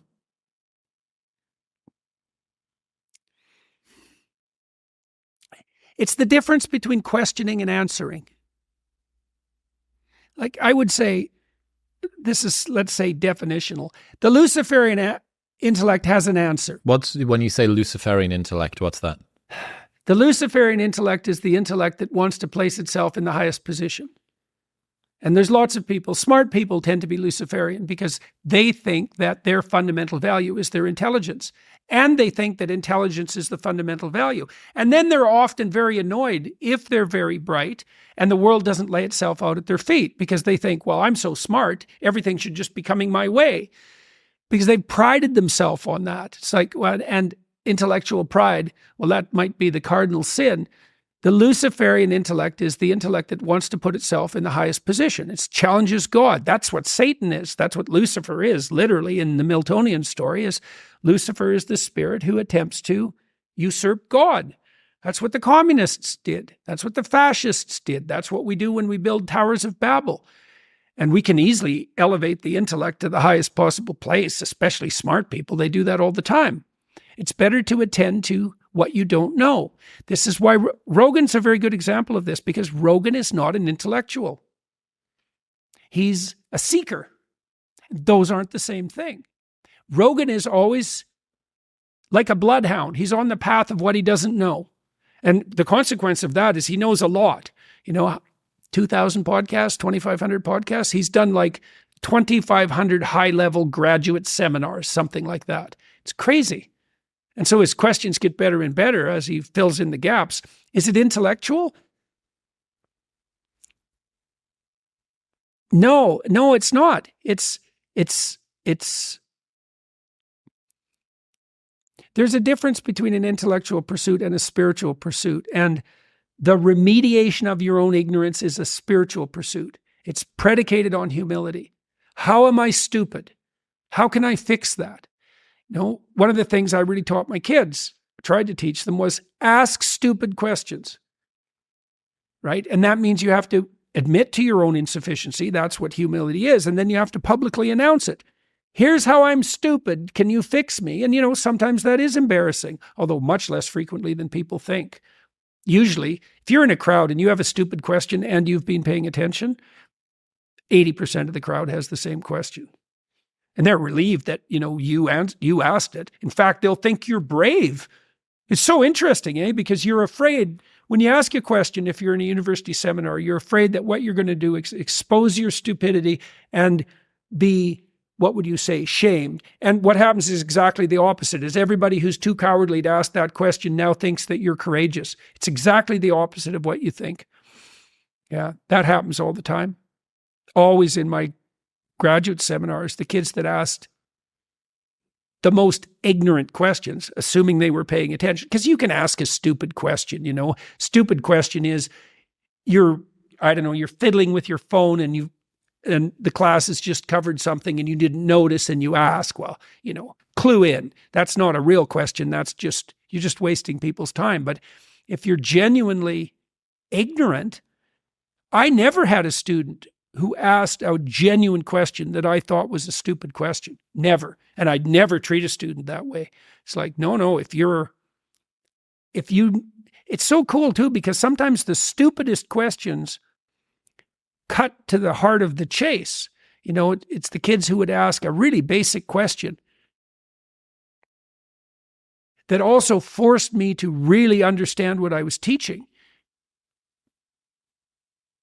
And that's a reflection of their humility.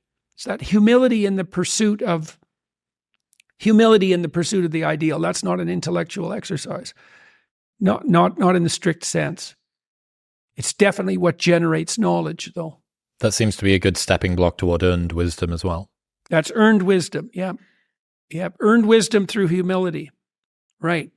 What have you got coming up next? What can people expect from you over the next few months? Well, what I'm working on right now is I'm going to finish this book. Hopefully by the end of December. It'll be published in November, but I'm going to go on tour, weirdly enough, about the book, probably starting in January. I'm going to do an American tour, and then I think I'm going to go to Africa and to South America and to Southeast Asia. That's the plan. And I'm very excited about this new book. I'm hoping it'll be the best book that I've ever written. It's going to be a more difficult book than the last two were, but not as difficult as Maps of Meaning. Do you mean to consume? Yeah, it's more. It's heavy. It's deeper. Have you been fighting with trying to make it accessible? No, not really. Right. I've been just trying to lay the argument out as clearly as I can. And I think that'll do the trick. And I have to go over it again and edit it and make sure that it's no more obscure than is absolutely necessary. No, I want to lay it out so that it's comprehensible. And I've had a lot of success with the biblical ventures that I've already embarked on. I did a series on Genesis in 2017, which turned out to be quite influential. And then I just did a seminar on Exodus with a group of thinkers. And I know there's a hunger for analysis of deep stories. And I also have good people around me that can help me grind my way through the stories and understand them. And so I'm very much I've been having quite a good time writing this book, actually. It's very difficult to write, but it's been extremely exciting and interesting. And I'm hoping, you asked me earlier, what would I consider success with this book? I don't think that you'll be able to read this book and understand it and be atheistic. I think I can demolish the atheistic argument permanently. And it's a weird thing, because it's not like all of a sudden people are going to throw themselves at the feet of God and worship. It's like it requires a reconsideration of what we mean by belief. And I walked through some of it. It's like, do you believe in the good? Well, the difference between believing in good and believing in God is it's a very narrow difference. Now, there are important differences, but it's still a narrow difference. And the thing is, if you don't believe in good, you're aimless. And if you're aimless, you're hopeless. And if you're aimless and hopeless, you're anxious and fractionated. And people can't unite in their beliefs. Like the alternative is not good. Reversing the Enlightenment is no small task. Well, hopefully we can save the best of the Enlightenment as well. It's like the Chesterton's fence of Chesterton's fence.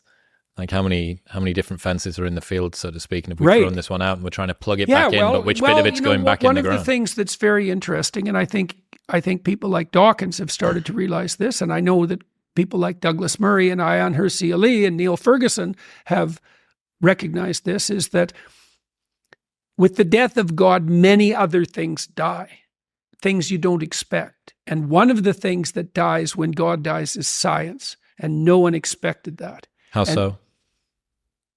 Because science as a practice is a religious practice. It's predicated on religious axioms. Is it? Well, you have to believe that there's such a thing as truth. You have to believe that the truth is understandable. You have to believe that understanding the truth is good. You have to believe that there is such a thing as good, right? So imagine, to be a scientist, you have to imagine that, first of all, that the world is comprehensible to the human intellect, but more, that if you investigate the mysteries of the material world, that will be beneficial, right? Those aren't scientific claims. Those are metaphysical claims. And that metaphysical claim is nested in a story. You know, and the Enlightenment types, they've portrayed the scientific revolution as something contrary to the religious substrate. And that's not accurate. That's a French Revolution. That's a Luciferian intellect history. It's not true. The universities grew out of the monasteries. That's where the universities came from. And science, as a widespread enterprise, got its start in the universities. And they grew out of the monasteries. That's not questionable. Like if you go to Harvard or if you go to Oxford and Cambridge, it's just starkly evident. The layout of the colleges is a monastic layout. So the idea that there's some fundamental contradiction between religious belief and the scientific enterprise,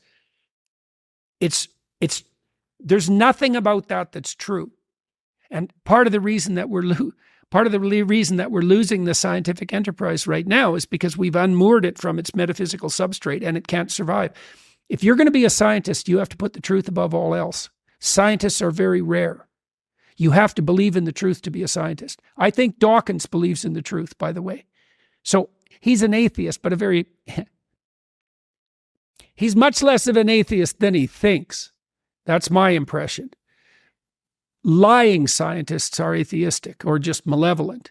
Dawkins is a truthful scientist, and insofar as he's pursuing the truth, and insofar as he believes that pursuing the truth will set you free, then he's walking down a path that's Christian to its core. Now, I know he doesn't like that idea, but he also doesn't like the fact that the scientific enterprise seems to be collapsing in terms of its, what would you call, reliability and validity everywhere. So I appreciate you, mate. I appreciate the time that we get to spend. It always seems to be at a very interesting inflection. Again, this one. The inflection this time is you're out on tour, eh? I am. What's your advice for me? How am I going to survive life on the road? Make sure that when you step on the stage that you understand how unlikely it is that you have the privilege to do this. And make sure you remember that all those people who came to see you, they're hoping for something from you. They put in some time and energy to come and see you. It matters what you do. You go out on that stage with gratitude, right? That'll help a lot. You got to remember that. It keeps you on the ground too. You should be grateful that they're not throwing rocks at you. Right. How ridiculous is it that you get to do this? How unlikely is it? Insane. Right, exactly. So you keep that first and foremost in your mind. You remember that you should be stunningly grateful for the miracle that you have the opportunity to do this, because it's ridiculously improbable. Yeah. Yeah, trying to do that without getting overwhelmed is becoming an increasingly difficult task. Yeah, well, part of the way you handle that is that you parse off the jobs that other people can do. You know, when you're out on tour, the social element of that can be overwhelming. So you have to protect yourself from that to some degree. But the other thing you do is anything anyone else can do, get someone to do, and get someone competent and reliable, so that all you're focusing on, get to the next show on time in the right frame of mind. That's your job. Other people have their jobs. Make sure you're surrounded by people who do their jobs. Like our tour so far, they've become increasingly well run. I don't worry about travel, hotels, meals, transportation, none of that. I worry about getting to the venue 1 hour ahead of time, getting my head in the right place, which has to do with this attitude of gratefulness that I described, and then trying to address a serious problem with all the people who are participating in the audience. And then if it's too much, then distribute the responsibility some more. How do you wind down after a show? I watched the Trailer Park Boys. Of course you do. Yeah. Well, after being that good, you have to not be so good for a while. And the Trailer Park Boys is a very good way of doing that. Counteract a little bit. I texted Rogan about this yesterday, and I thought that he would, God knows how many shows that guy's done. I thought he would have some wisdom for me. I said, every time that I do a show, I'm so excited after I finished that I find it difficult to kind of wind down. I've got 4 shows back to back. Then we fly to Dubai. Then we've got all these shows around the US and Canada. And I'm nervous that I'm not going to be able to sleep. And then if I don't sleep, then I'm not going to be able to perform as well tomorrow, and then it'll spiral. And I thought that he would just have some wisdom. And he said, that's a tough one, man. To be honest, I've never had any problem sleeping. I was like, well, fuck that, I guess, But no, I'm excited. And I'll check back in with you once everything's done. We're going to record one of them properly record it like a special. So that'll be, maybe we'll put it up. Maybe it'll just stay for posterity. I don't know. But we're going to have it. So yeah, I'm excited. Yeah. Well, good luck. Thank you, man. Good luck. Thank you. Should be a blast. Yeah. I'm definitely going to learn a lot. And as we've said today, pushing through discomfort and doing different things and following something close to instinct. A lot of the things that I'm saying are like vulnerable in some regards, I guess. They're things that are meaningful to me. And I hope that people take a lot away from it. And I hope they have done from today too. So one of the things I do when I go on stage is like, I spend the first 10 or 15 seconds looking at the audience. Like, I don't mean as a crowd. I've seen you do this a lot. I would technically refer to it as stalking. But it's not far from a stalk. It's good. I look everywhere. And this is an exposure technique. You don't want to be afraid of the audience, and so at all. And you don't want to be talking to the audience. So I look at people and I see, I look everywhere. And you can't see in the back rows if it's a big place, but fundamentally, I look everywhere I can, and I look at individuals, and I'm marking them out as people. And then I'm remembering, I'm talking to all these individual people who've come here. And then that's easy because you can talk to individuals, and they're your guests, say. That's another thing for your staff to know too. It's like everyone who comes to one of your events has to be treated in the most positive possible way, because they're looking to you for something, and it's very hard on them if they're treated inhospitably. And so, one of the things we've tried to do, I travel with a fair number of people now, but everyone knows that, like, rule number 1 is treat the audience members, even the ones that have some trouble and maybe even are troublesome. It's like, treat them like they're guests, because they're guests and you're bloody lucky that they're here. So don't get all high and mighty about it, because they put in their time and effort to come here and they're looking for something. So that's part of that gratitude that, and then it's fun, right? That keeps it fun. It's like you're so privileged to be there talking to them. You got to have that in mind. What a privilege it is what is these people? They're coming to listen to what you're doing. That's a good deal, man. That's as good as it gets. So you want to have that firmly in the back of your mind, and the front too. Yeah. I'll try my best. Jordan Peterson, ladies and gentlemen. Jordan, thank you so much for today. I'm looking forward to the next time we get to catch up. Good to talk to you, Chris. Thank you very much for tuning in. If you enjoyed that episode with Jordan, you will love my conversation with Douglas Murray, which is available right here. Go on. Tap it.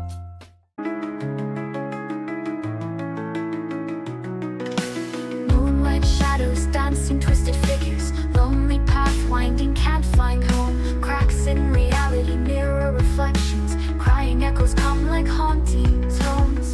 Synthetic waves, crashing waves, tidal voices harmonize what never was found. Darkness consumes, but we search for dawn in the silence, echoes swirling all around. I see nothing, blind to the light. Fingers clutch at air, holding emptiness. Spinning in circles, can't break free. Haunting melodies, wrapping dreams in still. A flicker of light, a distant fading spark. A whispered promise tearing through the dark. Voices rising, chorus, a fragile, hopeful plea. Can we break the chains, or are we eternally?